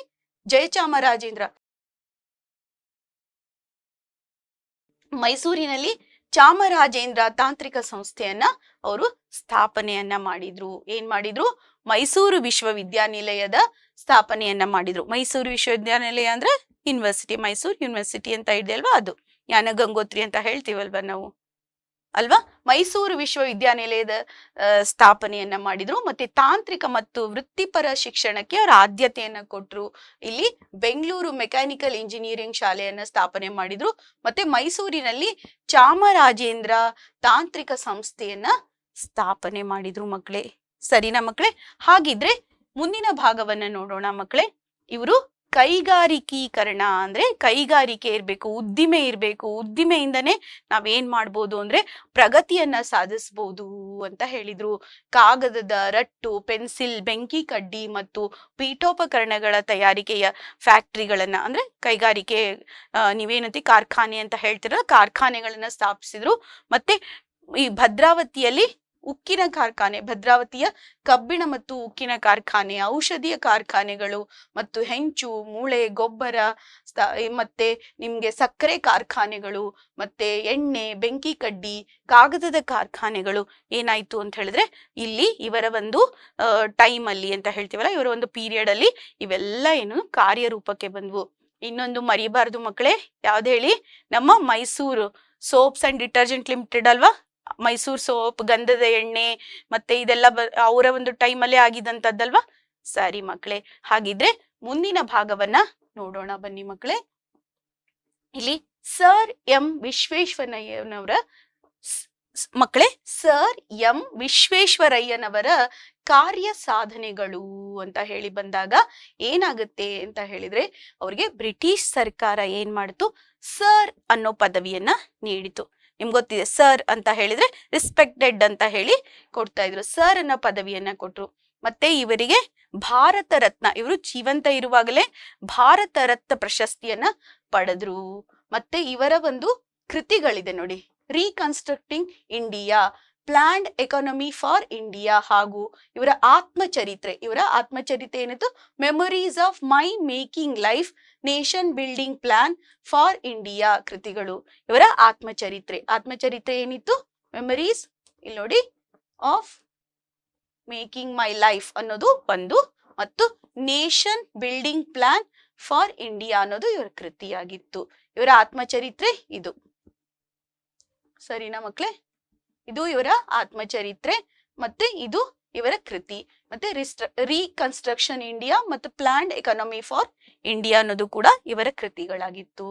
ಮತ್ತೆ ಸೆಪ್ಟೆಂಬರ್ 15 ಮತ್ತೆ ಅವರ ಒಂದು ಜನ್ಮ ದಿನವನ್ನ ನಾವು ಎಂಜಿನಿಯರ್ಸ್ ಡೇ ಅಂತ ಹೇಳಿ ಆಚರಿಸ್ತೀವಿ. ಅದನ್ನ ಈಗಾಗಲೇ ಹೇಳಿದೀನಿ. ಮತ್ತೆ 1960ರಲ್ಲಿ ಅವರ ಶತಮಾನೋತ್ಸವಕ್ಕೆ ಅಭಿನಂದನಾ ಗ್ರಂಥವನ್ನ ಪ್ರಕಟಿಸಲಾಯಿತು. ಅಭಿನಂದನಾ ಗ್ರಂಥ ಅಂತ ಹೇಳಿದ್ರೆ ಅವರಿಗೆ ಒಂದು ಥ್ಯಾಂಕ್ ಯು ಹೇಳೋ ತರ ಒಂದು ಗ್ರಂಥವನ್ನ ಪ್ರಕಟಿಸಲಾಯಿತು. ಮತ್ತೆ ಅವರ ಒಂದು ಸ್ಟಾಂಪ್ ಅನ್ನು ಕೂಡ ನಾವು ಲಾಂಚ್ ಮಾಡಿದ್ವಿ, ಅವತ್ತು ಸ್ಟಾಂಪ್ ಅನ್ನು ಕೂಡ ಅವರ ಹೆಸರ ಮೇಲೆ ಲಾಂಚ್ ಮಾಡಿದ್ವಿ. ಇದಿಷ್ಟು ಅವರ ಜೀವಂತಿಕೆಯಲ್ಲಿ, ಅಂದ್ರೆ ಅವ್ರು ಇದ್ದಾಗಲೇ ಇದೆಲ್ಲ ಆಯ್ತು ಮಕ್ಕಳೇ. ಸರಿನಾ ಮಕ್ಕಳೇ? ಹಾಗಿದ್ರೆ ಬನ್ನಿ ಮುಂದಿನ ಭಾಗವನ್ನ ನೋಡೋಣ. ಇಲ್ಲಿ ಸರ್ ಎಂ ವಿಶ್ವೇಶ್ವರಯ್ಯನವರ ಕಾರ್ಯ ಸಾಧನೆಗಳಲ್ಲಿ ಮತ್ತೊಂದು ಒಂದು ಏನು ಅಂತ ಹೇಳಿದ್ರೆ ಆಯಾಮ, ಹೊಸ ಆಯಾಮ ಏನು ಅಂತ ಹೇಳಿದ್ರೆ ಅವ್ರು ಏನ್ ಮಾಡಿದ್ರು, ಅನೇಕ ಆರ್ಥಿಕ ಚಟುವಟಿಕೆಗಳಿಗೆ ಪ್ರೋತ್ಸಾಹ ಕೊಟ್ರು, ಅನೇಕ ಬ್ಯಾಂಕುಗಳನ್ನ ಸ್ಥಾಪನೆ ಮಾಡಿದ್ರು, ಕೈಗಾರಿಕೆಗಳ ಅಭಿವೃದ್ಧಿಗೆ ಫಿಡರ್ ಬ್ಯಾಂಕ್ ಅಂತ ಹೇಳ್ತೀವಲ್ಲ ಅದನ್ನ ಮಾಡಿದ್ರು, ಕೈಗಾರಿಕೆ ಹೂಡಿಕೆ ಮತ್ತು ಅಭಿವೃದ್ಧಿ ನಿಗಮಗಳು ಕೂಡ ರಚಿತಗೊಂಡವು. ಆಮೇಲೆ ಅವರು ಏನ್ ಮಾಡಿದ್ರು ಅಂದ್ರೆ ಆರ್ಥಿಕವಾದ ಚಟುವಟಿಕೆಗಳಿಗೆ ಭದ್ರ ಬುನಾದಿಯನ್ನ ಹಾಕಿದ್ರು ಅಂತ ಹೇಳಿದ್ರೆ, ನಿಮ್ಮ ಈ ಸಹಕಾರಿ ಬ್ಯಾಂಕ್ಗಳೆಲ್ಲ ಇರುತ್ತಲ್ಲ ಅದನ್ನೆಲ್ಲ ಸ್ಥಾಪನೆ ಮಾಡಿದ್ರು. ಮೈಸೂರು ಬ್ಯಾಂಕ್ ಅನ್ನು ಕೂಡ ಸ್ಥಾಪನೆ ಮಾಡಿದ್ರು. 1913ರಲ್ಲಿ ಏನ್ ಮಾಡಿದ್ರು ಅಂತ ಹೇಳಿದ್ರೆ ಮೈಸೂರು ಬ್ಯಾಂಕ್ ಅನ್ನು ಕೂಡ ಸ್ಥಾಪನೆ ಮಾಡಿದ್ರು. ಪ್ರಾಂತೀಯ ಸಹಕಾರಿ ಬ್ಯಾಂಕ್ಗಳಿಗೆ ಆದ್ಯತೆಯನ್ನು ಕೊಟ್ರು. ಮತ್ತೆ ರಾಜ್ಯದ ಆಸ್ತಿಯನ್ನ ಹೆಚ್ಚಿಸಿ ಆದಾಯವನ್ನ ತರೋದಕ್ಕೆ ಸಹಾಯವನ್ನ ಮಾಡಿದ್ರು. ಮತ್ತೆ ಅವರು ತಗೊಂಡಂತ ಆರ್ಥಿಕ ಯೋಜನೆಗಳು, ಅಭಿವೃದ್ಧಿಗಳು ಏನಾಗಿತ್ತು, ಮುಂದಿನ 50 ವರ್ಷಕ್ಕೆ ಪ್ಲಾನ್ ಆಗೋ ತರ ಇತ್ತು ಮಕ್ಕಳೇ, ಗೊತ್ತಾ? ಅಷ್ಟೊಂದು ವಿಷನ್ ಇತ್ತು, ಅಷ್ಟೊಂದು ದೂರದೃಷ್ಟಿ ಇರುವಂತ ಅವರು ಆಗಿದ್ರು ಅಂತ ಹೇಳ್ಬೋದು. ಹಾಗಿದ್ರೆ ಬನ್ನಿ ಮಕ್ಕಳೇ ಮುಂದಿನ ಭಾಗವನ್ನ ನೋಡೋಣ. ಕೆಲವೊಂದು ಪದಗಳ ಅರ್ಥ ಇದೆ. ಆಸ್ತಿ ಭಾರ, ಅಸ್ಥಿ, ಅಸ್ಥಿ ಅಂತ ಹೇಳಿದ್ರೆ ಅಸ್ಥಿ ಭಾರ ಅಂತ ಹೇಳಿದ್ರೆ ಬುನಾದಿಯನ್ನ ಹಾಕೋದು. ಕಾಮಗಾರಿ ಅಂದ್ರೆ ಕೆಲಸ. ಗಿರಣಿ ಅಂದ್ರೆ ಗೊತ್ತು ನಿಮ್ಗೆ ಅಲ್ವಾ? ಓಕೆ, ಅದು ಯಂತ್ರ ಅಂತ ಹೇಳ್ತೀವಲ್ಲ, ಏನಾದ್ರೂ ತಯಾರಿ ಮಾಡುವಂತ ಯಂತ್ರ. ಹೀಗೆ ಹಿಟ್ಟಿನ ಗಿರಣಿ, ಎಣ್ಣೆ ಗಿರಣಿಗಳೆಲ್ಲ ಇರುತ್ತಲ್ಲ ಆ ತರ. ಮತ್ತೆ ಗೊಮ್ಮಟ ವ್ಯಕ್ತಿತ್ವ ಅಂತ ಒಂದ್ ಬರುತ್ತೆ, ಉನ್ನತವಾದ ವ್ಯಕ್ತಿತ್ವ ಅಂತ ಹೇಳಿ. ದೂಷಣೆ ಅಂತಂದ್ರೆ ನಿಂದನೆ ಅಂತ ಹೇಳ್ತೀವಿ. ವೈಜ್ಞಾನಿಕ ಅಂದ್ರೆ ವಿಜ್ಞಾನಕ್ಕೆ ಸಂಬಂಧಪಟ್ಟಂತದ್ದು. ಆಮೇಲೆ ಸಮುಚ್ಚಯ ಅಂತ ಹೇಳಿದ್ರೆ ಸಮೂಹ, ಓವರ್ ಆಲ್ ಅಂತ ಹೇಳ್ತೀವಲ್ಲ ಅದು. ಸುಸಂಗತ ಅಂದ್ರೆ ಯೋಗ್ಯವಾದದ್ದು, ಒಳ್ಳೆಯ ಸಂಗತ ಅಂತ ಹೇಳೋದಕ್ಕೆ ಇಷ್ಟಪಡ್ತೀನಿ ಮಕ್ಕಳೇ. ಬನ್ನಿ ಮಕ್ಕಳೇ ಮುಂದಿನ ಭಾಗವನ್ನ ನೋಡೋಣ. ಇಲ್ಲಿ ಒಂದು ವಾಕ್ಯದಲ್ಲಿ ಉತ್ತರಿಸಿ ಅಂತ ಇದೆ, ಹೌದಾ? ಇಲ್ಲೇನಾಗಿದೆ, ಮೊದಲನೇ ಕ್ವಶನ್ ಏನ್ ಕೊಟ್ಟಿದ್ದಾರೆ, ನಾಲ್ವಡಿ ಕೃಷ್ಣರಾಜ ಒಡೆಯರು ಯಾವಾಗ ಪಟ್ಟಾಭಿಷಿಕ್ತರಾದರು? ಅವರು 10ನೇ ವರ್ಷ ಇದ್ದಾಗ ಪಟ್ಟಾಭಿಷಿಕ್ತರಾದ್ರಲ್ವಾ? ಸರಿ. ನಾಲ್ವಡಿ ಕೃಷ್ಣರಾಜ ಒಡೆಯರು ಯಾವುದಕ್ಕೆ ಕಂಕಣಬದ್ಧರಾಗಿದ್ರು? ಮೈಸೂರಿನ ಏಳಿಗೆಗಾಗಿ ಅಲ್ವಾ? ಏಷ್ಯಾ ಖಂಡದಲ್ಲಿಯೇ ಮೊದಲ ಪ್ರಾರಂಭಿಸಿದ ಜಲವಿದ್ಯುತ್ ಯೋಜನೆ ಯಾವುದು? ನಿಮ್ಗೆ ಈಗಾಗ್ಲೇ ಹೇಳಿದೀನಿ, ಗೊತ್ತಿದೆ ಮಕ್ಕಳೇ. ಈ 3 ಕ್ವಶನ್ಗೆ ಆನ್ಸರ್ ಅನ್ನ ನೋಡೋಣ. ನಾಲ್ವಡಿ ಕೃಷ್ಣರಾಜ ಒಡೆಯರು ಕ್ರಿಸ್ತಶಕ 1895ರಲ್ಲಿ ಅವ್ರಿಗೆ 10 ವರ್ಷ ಇದ್ದಾಗ ಅವ್ರು ಪಟ್ಟಾಭಿಷಿಕ್ತರಾದ್ರು. ಮತ್ತೆ ಅವರು ಯಾವುದಕ್ಕೆ ಕಂಕಣಬದ್ಧರಾಗಿದ್ರು? ರಾಜ್ಯದ ಸರ್ವತೋಮುಖ ಬೆಳವಣಿಗೆಗೆ, ಅಭಿವೃದ್ಧಿಗೆ ಕಂಕಣಬದ್ಧರಾಗೋದು ಅಂದ್ರೆ ಏನ್ ಗೊತ್ತಾ ಮಕ್ಕಳೇ? ಅಂದ್ರೆ ಡಿಟರ್ಮಿನೇಷನ್ ಮಾಡೋದು ಅಂತ ಹೇಳ್ತೀವಿ. ಓಕೆ, ಏಷ್ಯಾದಲ್ಲಿ ಮೊದಲ ಪ್ರಾರಂಭಿಸಿದ ಜಲವಿದ್ಯುತ್ ಯೋಜನೆ ಶಿಂಷಾದಲ್ಲಿರುವಂತ ಜಲವಿದ್ಯುತ್ ಯೋಜನೆ, ಶಿವನ ಸಮುದ್ರ ಶಿಂಷಾ ಅಂತ ಹೇಳ್ತೀವಲ್ಲ ಅದು. ಬನ್ನಿ ಮಕ್ಕಳೇ ಮುಂದಿನ ಪ್ರಶ್ನೆಗಳನ್ನ ನೋಡೋಣ. ಇಲ್ಲಿ ಮತ್ತೆ 4 ಪ್ರಶ್ನೆಗಳಿದೆ ನೋಡಿ. ಇಲ್ಲಿ ಬ್ರಿಟಿಷ್ ಸರ್ಕಾರ ವಿಶ್ವೇಶ್ವರಯ್ಯನವರಿಗೆ ಯಾವ ಪದವಿಯನ್ನ ಕೊಟ್ಟು ಗೌರವಿಸಿತು? ಸರ್ ಅಂತ ಪದವಿಯನ್ನ ಕೊಡ್ತಲ್ವಾ? ಆಮೇಲೆ ವಿಶ್ವೇಶ್ವರಯ್ಯನವರನ್ನು ದಿವಾನರಾಗಿ ನೇಮಿಸಿದವರು ಯಾರು? ಓಕೆ ಮಕ್ಕಳೇ, ಹಾಗಿದ್ರೆ ವಿಶ್ವೇಶ್ವರಯ್ಯನವರ ಹುಟ್ಟು ಹಬ್ಬದ ನೆನಪಿಗಾಗಿ ನಾವೇನ್ ಮಾಡ್ತೀವಿ? Engineers day. ಸರಿಯಾದ ಉತ್ತರ ಮಕ್ಕಳೇ. ಬನ್ನಿ ಒಂದೊಂದೇ ಉತ್ತರವನ್ನ ನೋಡೋಣ. ಬ್ರಿಟಿಷ್ ಸರ್ಕಾರ ವಿಶ್ವೇಶ್ವರಯ್ಯನವರಿಗೆ ಸರ್ ಅಂತ ಪದವಿಯನ್ನ ಕೊಡ್ತು. ಮತ್ತೆ ಇವರನ್ನ ದಿವಾನರನ್ನಾಗಿ ನೇಮಿಸಿದವರು ಯಾರು? ನಾಲ್ವಡಿ ಕೃಷ್ಣರಾಜ ಒಡೆಯರು. ಮತ್ತೆ ಇವರ ಹುಟ್ಟು ಹಬ್ಬವನ್ನ ನಾವು ಎಂಜಿನಿಯರ್ಸ್ ಡೇ ಅಂತ ಹೇಳಿ ಮಾಡ್ತೀವಿ. ಬನ್ನಿ ಮಕ್ಕಳೇ ಮುಂದಿನ ಭಾಗವನ್ನ ನೋಡೋಣ. ಇಲ್ಲಿ 2-3 ವಾಕ್ಯದಲ್ಲಿ ಉತ್ತರಿಸಿ ಅಂತ ಇದೆ. ನಾಲ್ವಡಿ ಕೃಷ್ಣರಾಜ ಒಡೆಯರ ಕಾಲದಲ್ಲಿ ಯಾವ ಯಾವ ಕ್ಷೇತ್ರಗಳು ಸ್ವಯಂ ಆಡಳಿತ ಕ್ಷೇತ್ರಗಳಾದವು ಅಂತ ಇದೆ, ಹೌದಾ? ಬನ್ನಿ ಮಕ್ಕಳೇ ಇದಕ್ಕೆ ಉತ್ತರವನ್ನ ನೋಡೋಣ. ಇಲ್ಲಿ ನೋಡಿ, ನಾಲ್ವಡಿ ಕೃಷ್ಣರಾಜ ಒಡೆಯರ ಕಾಲದಲ್ಲಿ ಗ್ರಾಮ ನಿರ್ಮಲೀಕರಣ, ವೈದ್ಯ ಸಹಾಯ, ವಿದ್ಯಾ ಪ್ರಚಾರ, ನೀರಿನ ಸೌಕರ್ಯ ಮತ್ತೆ ಪ್ರಯಾಣ, ಈ ಎಲ್ಲ ಸೌಲಭ್ಯಗಳೇನಾದವು ಅಂತ ಹೇಳಿದ್ರೆ ಸ್ವಯಂ ಆಡಳಿತ ಕ್ಷೇತ್ರಗಳಾದವು. ಮತ್ತೆ ಇನ್ನೊಂದು ವಿಷಯವನ್ನ ಹೇಳ್ತೀನಿ ಮಕ್ಕಳೇ, ಇವರು ಅಧಿಕಾರನ ವಿಕೇಂದ್ರೀಕರಣ ಅಂತ ಹೇಳಿದ್ರೆ ಅಂದ್ರೆ ಡಿಸೆಂಟ್ರಲೈಸ್ ಮಾಡೋದು ಅಂತ ಹೇಳ್ತೀವಲ್ಲ ಆ ತರ ಮಾಡಿದ್ರು. ಅಂದ್ರೆ ಎಲ್ಲ ಒಂದೇ ಕಡೆ ಆಗೋದಿಲ್ಲ, ಎಲ್ಲದಕ್ಕೂ ಅಧಿಕಾರವನ್ನ ಕೊಟ್ರು ಅಂತ ಕೂಡ ಹೇಳ್ಬೋದು ಮಕ್ಕಳೇ. ಇಲ್ಲಿ ನೋಡಿ, ಇದಕ್ಕೆ ಇಷ್ಟ ಆನ್ಸರ್ ಬರೆದ್ರೆ ಸಾಕು. ಬನ್ನಿ ಮಕ್ಕಳೇ ಮುಂದಿನ ಕ್ವಶನ್ ಅನ್ನ ನೋಡೋಣ. ನಾಲ್ವಡಿ ಕೃಷ್ಣರಾಜ ಒಡೆಯರ ಕಾಲದಲ್ಲಿ ಯಾವ ಯಾವ ನೀರಾವರಿ ಯೋಜನೆಗಳು ಕಾರ್ಯರೂಪಕ್ಕೆ ಬಂದು. ಇದನ್ನ ನಾನು ಮತ್ತೆ ಏನು ಹೇಳೋ ಅವಶ್ಯಕತೆ ಇಲ್ಲ, ನಿಮ್ಗೂ ಈಗಾಗ್ಲೇ ಗೊತ್ತಿದೆ. ಬನ್ನಿ ಮಕ್ಕಳೇ, ಇದಕ್ಕೆ ಉತ್ತರವನ್ನ ತೋರಿಸ್ತಾ ಇದ್ದೀನಿ. ನಿಮ್ಗೆ ಗೊತ್ತಿದೆ, ಫಸ್ಟ್ ಶಿವನ ಸಮುದ್ರ ವಾಣಿ ವಿಲಾಸ ಬರಿಬೇಕು, ಆಮೇಲೆ ಕಾವೇರಿ ನದಿಗೆ KRS ಬರಿಬೇಕು. ಈ 3 ಉತ್ತರಗಳನ್ನ ಬರೆದ್ರೆ ಆಯ್ತು ಮಕ್ಕಳೇ. ಸರಿನಾ? ಬನ್ನಿ ಮಕ್ಕಳೇ, ಮುಂದಿನ ಪ್ರಶ್ನೆಯನ್ನ ನೋಡೋಣ. ಶಿಕ್ಷಣದ ಬಗ್ಗೆ ವಿಶ್ವೇಶ್ವರಯ್ಯನವರು ಏನಂತ ಹೇಳಿದ್ರು? ಸರಿಯಾದ ಉತ್ತರ ಮಕ್ಕಳೇ. ಅವ್ರೇನ್ ಹೇಳಿದ್ರು? ಆಧುನಿಕ ಶಿಕ್ಷಣ ಇಲ್ಲದೆ ಇದ್ರೆ ಏನಾಗುತ್ತೆ, ನಮ್ಗೆ ಏನು ಮಾಡಕ್ಕಾಗಲ್ಲ. ಆಧುನಿಕ ಶಿಕ್ಷಣ ನಮ್ಮ ಎಲ್ಲ ಸಮಸ್ಯೆಗಳಿಗೆ ಪರಮೋಚ್ಚ ಪರಿಹಾರ ಅಂತ ಹೇಳಿದ್ರು. ಅದಕ್ಕಾಗಿ ಅವರು ಅನೇಕ ಶಿಕ್ಷಣ ಸಂಸ್ಥೆಗಳನ್ನ ಸ್ಥಾಪಿಸಿದ್ರು. ಅದನ್ನೆಲ್ಲ ಬರಿಬೇಕು ಮಕ್ಕಳೇ ಇಲ್ಲಿ. ಸರಿನಾ? ಓಕೆನಾ ಮಕ್ಕಳೇ? ಇದನ್ನ ನೋಡ್ಕೊಳ್ಳಿ, ಬೇಕಾದ್ರೆ ಸ್ಕ್ರೀನ್ ಶಾಟ್ ತಗೊಳ್ಳಿ. ಇದನ್ನ ನಾವು ಡಿಸ್ಕ್ರಿಪ್ಷನ್ ಬಾಕ್ಸ್ ಅಲ್ಲಿ ಹಾಕಿದೀವಿ, ನೀವು ಅದನ್ನ ಡೌನ್ಲೋಡ್ ಮಾಡಿ ಉಪಯೋಗಿಸ್ಕೋಬಹುದು ಮಕ್ಕಳೇ. ಸರಿನಾ? ಬನ್ನಿ ಮಕ್ಕಳೇ, ಮುಂದಿನ ಭಾಗವನ್ನ ನೋಡೋಣ. ಇಲ್ಲಿ ನೆಹರು ಅವರು ಸರ್ ಎಂ ವಿಶ್ವೇಶ್ವರಯ್ಯನವರ ಬಗ್ಗೆ ಏನೆಂದು ಹೇಳಿದ್ರು? ಅವರು ಶತಮಾನೋತ್ಸವಕ್ಕೆ ಬಂದಾಗ ಏನ್ ಹೇಳಿದ್ರು? ಅವರು ಎಲ್ಲರೂ ನಾವು ಭಾರತೀಯರು ಏನ್ ಮಾಡ್ತೀವಿ, ಬರೀ ಜಾಸ್ತಿ ಮಾತಾಡ್ತೀವಿ, ಕಡಿಮೆ ಕೆಲಸ ಮಾಡ್ತೀವಿ. ಆದ್ರೆ ನೀವು ಹಂಗಲ್ಲ, ಕಡಿಮೆ ಮಾತನಾಡಿ ಜಾಸ್ತಿ ಕೆಲಸ ಮಾಡಿದೀರಾ ಅಂತ ಹೇಳಿ ಅವ್ರ ಬಗ್ಗೆ ಅಪ್ರಿಸಿಯೇಷನ್ ವರ್ಡ್ಸ್ ಹೇಳಿದ್ರಲ್ವಾ, ಅದನ್ನ ಇಲ್ಲಿ ಬರಿಬೇಕು ಮಕ್ಕಳೇ. ಓಕೆ, ಆ ಒಂದು ಕೋಟ್ ಅನ್ನ ತಗೊಂಡು ಆಸ್ ಇಟ್ ಈಸ್ ಬರೀರಿ ಮಕ್ಕಳೇ. ಇಲ್ಲಿ ಏನಂತ ಹೇಳಿ, ದುರದೃಷ್ಟವಶಾತ್ ಭಾರತೀಯರಾದ ನಾವು ಮಾತನಾಡುವವರು ಮತ್ತು ನುಡಿದಂತೆ ನಡೆಯಲಾರದ ಸಂಭಾಷಣೆಗೆ ಒಳಗಾಗಿದ್ದೇವೆ. ಇದನ್ನ ಹೆಂಗಿತ್ತೋ ಹಂಗ್ ಕೋಟ್ಸ್ ಅಲ್ಲಿ ಬರೀರಿ. ನಾವು ತಾವೇನ್ ಮಾಡಿದ್ರಿ, ಈ ಮಾತಿಗೆ ಏನಾಗಿದ್ರಿ, ಹೊರತಾಗಿದ್ದೀರಿ. ತಾವು ಕಡಿಮೆ ಮಾತಾಡಿದ್ದೀರಿ, ಹೆಚ್ಚು ಕೆಲಸ ಮಾಡಿದ್ದೀರಿ, ಅದನ್ನು ನಾವು ತಮ್ಮಿಂದ ಕಲಿಯೋಣ ಅಂತ ಹೇಳಿದ್ರು ಅಂತ ಕೋಟ್ಸ್ ಅಲ್ಲಿ ಬರೀರಿ ಮಕ್ಕಳೇ. ಸರಿನಾ ಮಕ್ಕಳೇ? ಹಾಗಿದ್ರೆ ಬನ್ನಿ ಮಕ್ಕಳೇ, ಮುಂದಿನ ಭಾಗವನ್ನ ನೋಡೋಣ. ಇಲ್ಲೇನಾಗಿದೆ, ಹಣಕಾಸು ನೀತಿಯಲ್ಲಿ ವಿಶ್ವೇಶ್ವರಯ್ಯನವರು ಮಾಡಿದ ಮಾರ್ಪಾಡುಗಳು. ನೀವೇನ್ ಬರಿಬೇಕು? ಆ ಬ್ಯಾಂಕ್ಗಳ ಬಗ್ಗೆ, ಸಹಕಾರಿ ಬ್ಯಾಂಕುಗಳ ಬಗ್ಗೆ ಎಲ್ಲ ಹೇಳಿದ್ವಲ್ಲ, ಆ ಒಂದು ವಿಷಯವನ್ನ ಇಲ್ಲಿ ಬರಿಬೇಕು ಮಕ್ಕಳೇ. ಇಲ್ಲಿ ನೋಡಿ, ಹಣಕಾಸು ನೀತಿ ಬಗ್ಗೆ ಏನ್ ಮಾಡಿದ್ರು, ಕೈಗಾರಿಕಾ ಹೂಡಿಕೆಯನ್ನ ಮಾಡೋದು, ಅದೆಲ್ಲದ್ರ ಬಗ್ಗೆ ಬರಿತಾ ಹೋಗ್ಬೇಕು ಮಕ್ಕಳೇ. ಇಲ್ಲಿ ನೋಡಿ, ಒಂದೊಂದೇ ಭಾಗವನ್ನ ನಾನು ನಿಮ್ ಜೊತೆ ಡಿಸ್ಕಸ್ ಮಾಡ್ತಾ ಇದ್ದೀನಿ. ನೋಡಿ, ಇಲ್ಲಿ ಹಣಕಾಸು ನೀತಿ ಏನೇನ್ ಮಾಡಿದ್ರು, ಆಗ ಮೈಸೂರ್ ಬ್ಯಾಂಕ್ ಬಗ್ಗೆ ಬರೀರಿ, ಕೈಗಾರಿಕಾ ಅಭಿವೃದ್ಧಿ ಬಗ್ಗೆ ಫೆಡರಲ್ ಬ್ಯಾಂಕ್ ಬಗ್ಗೆ ಬರೀರಿ, ಆಮೇಲೆ ಕೈಗಾರಿಕೆ ಹೂಡಿಕೆ ಮಾಡಿದ್ರು, ಅಭಿವೃದ್ಧಿ ನಿಧಿಗಳನ್ನ ಸ್ಥಾಪಿಸಿದ್ರು, ಜೀವ ವಿಮೆ ಕೊಟ್ರು, ಆಮೇಲೆ ಸಹಕಾರಿ ಕ್ಷೇತ್ರಗಳನ್ನ ಬಲವರ್ಧನೆಗೊಳಿಸಿದ್ರು, ಪ್ರಾಂತೀಯ ಸಹಕಾರಿ ಬ್ಯಾಂಕ್ಗಳನ್ನ ಸ್ಥಾಪಿಸಿದ್ರು, ರಾಜ್ಯದ ಆಸ್ತಿಯನ್ನ ಹೆಚ್ಚಿಸಿದ್ರು, ಆದಾಯ ತರುವುದರ ಮೂಲಕ ಅಭಿವೃದ್ಧಿ ಕಾರ್ಯಗಳ ಪ್ರಭಾವವನ್ನ ಅಳೆಯಲು ಅನುಕೂಲವಾಗುವಂತೆ ಆಯವ್ಯಯದಲ್ಲಿ ಏನ್ ಮಾಡಿದ್ರು, ಹೊಸ ದೃಷ್ಟಿಕೋನವನ್ನ ಕಂಡುಕೊಂಡರು ಅನ್ನೋದು ಇದಿಷ್ಟು ಆನ್ಸರ್ ಇದೆ ಮಕ್ಕಳೇ. ಸರಿನಾ ಮಕ್ಕಳೇ? ಹಾಗಿದ್ರೆ ಇದಿಷ್ಟನ್ನು ಬರಿಬೇಕು ನೀವು. ಮುಂದಿನ ಭಾಗವನ್ನು ನೋಡೋಣ ಬನ್ನಿ ಮಕ್ಕಳೇ. ಇಲ್ಲಿ ಸಂದರ್ಭ ಸಹಿತ ಸ್ವಾರಸ್ಯ ವಿವರಿಸಿ ಅಂತ ಇದೆ. ಏನಪ್ಪಾ ಸಂದರ್ಭ? ಆಯ್ಕೆ ಬರಿಬೇಕು, ಸಂದರ್ಭ ಬರಿಬೇಕು, ಸ್ವಾರಸ್ಯ ಬರಿಬೇಕು. ಹೌದಾ? ಬನ್ನಿ ಹಾಗಿದ್ರೆ ನೋಡೋಣ. ಇದು ನಿಮ್ಗೆ ಸಂದರ್ಭ ಇದೆ, ಎರಡನೇ ಸಂದರ್ಭ ಕೊಟ್ಟಿದ್ದೀನಿ. ಮೊದಲನೇ ಸಂದರ್ಭ ಏನಾಗಿದೆ ಅಂತ ಹೇಳಿದ್ರೆ, ಸಾಮಾಜಿಕ ಕಾನೂನುಗಳ ಹರಿಕಾರ ಅಂತ ಹೇಳಿ ನಿಮ್ಗೊಂದು ಸಂದರ್ಭ ಇದೆ. ಆ ಸಂದರ್ಭದಲ್ಲಿ ನೀವ್ ಏನ್ ಬರಿಬೇಕು ಅಂತ ಹೇಳಿದ್ರೆ, ಅಲ್ಲಿ ಸಮಿತಿಯ ರಚನೆಯನ್ನ ಬರಿಬೇಕು, ಮತ್ತೆ ಸಂದರ್ಭ ಸ್ವಾರಸ್ಯವನ್ನ ಬರಿಬೇಕು. ಇಲ್ಲೇನಾಗಿದೆ ಅಂದ್ರೆ, ಇಲ್ಲಿ ಎರಡನೇದ್ರಲ್ಲಿ ಅವರ ಸಾಧನೆಯ ಕಿರೀಟಕ್ಕೆ ಮತ್ತೊಂದು ಗರಿಯನ್ನು ಸೇರಿಸಿತು ಅಂತ ಇದೆ. ಇದು ವಿಶ್ವೇಶ್ವರಯ್ಯನವರ ಭಾಗದಿಂದ ಬಂದಿದೆ. ಅದಕ್ಕೆ ಈ ವಾಕ್ಯವನ್ನ DS ಜಯಪ್ಪಗೌಡ ಅವರು ರಚಿಸಿರುವ ದಿವಾನ್ ಸರ್ ಎಂ ವಿಶ್ವೇಶ್ವರಯ್ಯನವರ ಕಾರ್ಯ ಸಾಧನೆಗಳು ಅಂತ ಅನ್ನೋ ಕೃತಿಯಿಂದ ನಾವು ಆಯ್ದುಕೊಂಡಿದೀವಿ. ಇಲ್ಲಿ ಭಾಗ್ಯಶಿಲ್ಪಿಗಳು ಅಂತ ಇದೆ, ಮತ್ತೆ ಈ ಭಾಗವನ್ನ ವಿಶ್ವೇಶ್ವರಯ್ಯನವರ ಭಾಗದಿಂದ ಆರಿಸಲಾಗಿದೆ.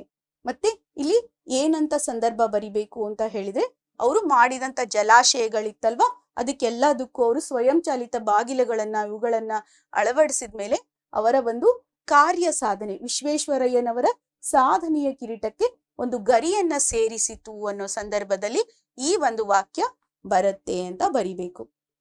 ಸ್ವಾರಸ್ಯ ಏನ್ ಬರಿಬೇಕು ಗೊತ್ತಾ ಮಕ್ಕಳೇ?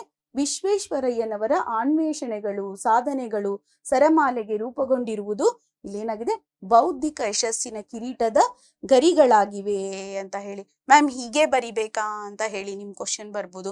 ಮ್ಯಾಮ್ ಇಷ್ಟು ದೊಡ್ಡ ಲೈನ್ಸ್ ಬರಿಬೇಕಾ? ಇಲ್ಲ, ನೀವೇನ್ ಬರಿಬಹುದು, ಅವರ ಸಾಧನೆಯನ್ನು ಸ್ವಾರಸ್ಯಪೂರ್ಣವಾಗಿ ವರ್ಣಿಸಲಾಗಿದೆ, ಹೀಗ್ ಬರೆದ್ರು ಕೂಡ ಮಾರ್ಕ್ಸ್ ಬರುತ್ತೆ ಮಕ್ಕಳೇ. ಸರಿನಾ? ಹಾಗಿದ್ರೆ ಬನ್ನಿ ಮಕ್ಕಳೇ, ಇದಿಷ್ಟನ್ನು ನೀವೇನ್ ಮಾಡಿ, ಬೇಕಾದ್ರೆ ಸ್ಕ್ರೀನ್ ಶಾಟ್ ತಗೊಳ್ಳಿ, ಇಲ್ಲಾಂದ್ರೆ ಡಿಸ್ಕ್ರಿಪ್ಷನ್ ಬಾಕ್ಸ್ ಅಲ್ಲಿ ನಾವು ನೋಟ್ಸ್ ಅನ್ನ ಹಾಕಿದೀವಿ, ಅಲ್ಲಿಂದ ಉಪಯೋಗಿಸ್ಕೊಳ್ಳಿ ಮಕ್ಕಳೇ. ಮುಂದಿನ ಭಾಗವನ್ನ ನೋಡೋಣ ಬನ್ನಿ ಮಕ್ಕಳೇ. ನಾವು ಏನಪ್ಪಾ ಮುಂದಿನ ಭಾಗ ಅಂತ ಹೇಳಿದ್ರೆ 8-10 ವಾಕ್ಯದಲ್ಲಿ ಇದನ್ನ ಹೇಗ್ ಬರಿಬೇಕು ಅಂತ ಹೇಳ್ತೀನಿ. ಇಲ್ಲಿ ಅವರ ಶಿಕ್ಷಣದ ಕ್ಷೇತ್ರದಲ್ಲಿ ಅವರ ಕೊಡುಗೆಗಳ ಬಗ್ಗೆ ಈ ಕ್ವಶನ್ ಇದೆ. ನೀವು ಅವರು ಶಿಕ್ಷಣ ಕ್ಷೇತ್ರದಲ್ಲಿ ಏನೇನ್ ಮಾಡಿದ್ರು ಅಂತ ಹೇಳಿ. ಮೈಸೂರು ವಿಶ್ವವಿದ್ಯಾನಿಲಯದ ಬಗ್ಗೆ ಬರಿಬೇಕು. ಆಮೇಲೆ ನೀವೇನ್ ಮಾಡ್ಬೇಕು, ಶಿಕ್ಷಣದ ಬಗ್ಗೆ ಅವ್ರು ಏನ್ ಅರಿವನ್ನ ಇಟ್ಕೊಂಡಿದ್ರು ಅಂತ ಹೇಳಿ ಬರಿಬೇಕು. ಆಮೇಲೆ ನೆಕ್ಸ್ಟ್ ಅವರು ವೃತ್ತಿಪರ ಶಿಕ್ಷಣಕ್ಕೆ ಏನು ಆದ್ಯತೆಯನ್ನ ಕೊಟ್ರು ಅದೆಲ್ಲದನ್ನು ಕೂಡ ಈ ಒಂದು ಆನ್ಸರ್ ಅಲ್ಲಿ ನೀವು ಬರಿಬೇಕು ಮಕ್ಕಳೇ. ನೋಡಿ, ಇಷ್ಟು ದೊಡ್ಡ ಆನ್ಸರ್ ಇದೆ. ನೀವು ಇದನ್ನ ಬೇಕಾದ್ರೆ ಸ್ಕ್ರೀನ್ ಶಾಟ್ ತಗೊಳ್ಳಿ, ಮತ್ತೆ ಆಸ್ ಯೂಶುವಲ್ ನೀವು ಡಿಸ್ಕ್ರಿಪ್ಷನ್ ಬಾಕ್ಸ್ ಇಂದ ಕೂಡ ಡೌನ್ಲೋಡ್ ಮಾಡಿ ಉಪಯೋಗಿಸ್ಕೋಬಹುದು ಮಕ್ಕಳೇ. ಹಾಗಿದ್ರೆ ಬನ್ನಿ ಮಕ್ಕಳೇ, ಮುಂದಿನ ಭಾಗವನ್ನ ನೋಡೋದು. ಇಲ್ಲಿ ನಾವು ಕೃತಿಕಾರರ ಮನನ ನಕ್ಷೆ ಇದೆ. ಏನಪ್ಪಾ ಮ್ಯಾಮ್, ಕೃತಿಕಾರರ ಮನನ ನಕ್ಷೆ ಇಲ್ಲಿ ಕೊಡ್ತಾರಾ ಅಂತ ನಿಮ್ ಕ್ವಶನ್ ಕೊಡ್ಬೋದು. ಹೆಚ್ಚು ಇವರ ಬಗ್ಗೆ ಕೇಳಿಲ್ಲ, ಆದ್ರೂ ಕೂಡ ನೆನ್ಪಿಟ್ಕೊಳ್ಳೋದಕ್ಕೆ ನೀವೇನ್ ಮಾಡಿ, ಜನ್ಮ ಸ್ಥಳ, ಅವ್ರು ಎಲ್ಲಿ ಹುಟ್ಟಿದ್ರು ಅಂತ ಹೇಳಿ, ಯಾವಾಗ ಹುಟ್ಟಿದ್ರು ಅಂತ ಹೇಳಿ ನೆನ್ಪಿಟ್ಕೊಳ್ಳಿ. ಅವರ ಪ್ರಮುಖ ಕೃತಿಗಳು ಮತ್ತೆ ಅವರ ಪ್ರಮುಖ ಪ್ರಶಸ್ತಿಗಳನ್ನ ನೀವು ಹೀಗೆ ಮನನ ನಕ್ಷೆಯ ಮುಖಾಂತರ ಮಾಡಿಟ್ಕೊಂಡ್ರೆ ನಿಮ್ಗೆ ಈಸಿ ಆಗತ್ತೆ ಬರೆಯೋದಕ್ಕೆ. ನೀವು ವಾಕ್ಯ ರೂಪದಲ್ಲಿ ಈಸಿಯಾಗಿ ಬರಿಬೋದಲ್ಲ ಮಕ್ಕಳೇ, ಹೌದಲ್ವಾ? ಓಕೆ, ಹಾಗಿದ್ರೆ ಬನ್ನಿ ಮಕ್ಕಳೇ, ಇವತ್ತಿನ ತರಗತಿಯಲ್ಲಿ ನಾವು ಏನೇನ್ ಮಾಡಿದ್ವಿ ಅಂತ ಹೇಳಿ ಒಂದ್ಸತಿ ಮರುಮನನವನ್ನ ಮಾಡೋಣ. ಫಸ್ಟ್ ಏನ್ ಮಾಡಿದ್ವಿ, ನಾವು ಕೃತಿಕಾರರ ಬಗ್ಗೆ ತಿಳ್ಕೊಂಡ್ವಿ, ಗದ್ಯದ ಆಶಯವನ್ನ ತಿಳ್ಕೊಂಡ್ವಿ, ಗದ್ಯದ ಪ್ರವೇಶವನ್ನ ಮಾಡಿದ್ವಿ. ಆಮೇಲೆ ನಾವು ನಾಲ್ವಡಿ ಕೃಷ್ಣರಾಜ ಒಡೆಯರ್ ಬಗ್ಗೆ ತಿಳ್ಕೊಂಡ್ವಿ. ಮತ್ತೆ ನಾವೇನ್ ಮಾಡಿದ್ವಿ ಅಂತ ಹೇಳಿದ್ರೆ ವಿಶ್ವೇಶ್ವರಯ್ಯನವ್ರ ಬಗ್ಗೆ ಕೂಡ ತಿಳ್ಕೊಂಡ್ವಿ. ಆಮೇಲೆ ಸಂಕ್ಷಿಪ್ತವಾಗಿ ನಾವು ವ್ಯಾಕರಣವನ್ನ ಕೂಡ ನೋಡಿದ್ವಲ್ಲ ಮಕ್ಕಳೇ. ಹಾಗಿದ್ರೆ ಮಕ್ಕಳೇ, ನಿಮ್ಗೆ ಈ ತರಗತಿ ಹೇಗನ್ನಿಸ್ತು ಅಂತ ಹೇಳಿ ನನಗೆ ಲೈಕ್ ಮಾಡಿ, ಸಬ್ಸ್ಕ್ರೈಬ್ ಮಾಡಿ, ಶೇರ್ ಮಾಡಿ ಮತ್ತು ಕಮೆಂಟ್ ಮಾಡಿ. ನಾನು ನಿಮ್ಮ ವಾಣಿ ಕುಲಕರ್ಣಿ ಇಂದಿನ ಈ ತರಗತಿಯನ್ನ ಇಲ್ಲಿಗೆ ಮುಗಿಸ್ತಾ ಇದ್ದೀನಿ ಮಕ್ಕಳೇ. ಧನ್ಯವಾದಗಳು.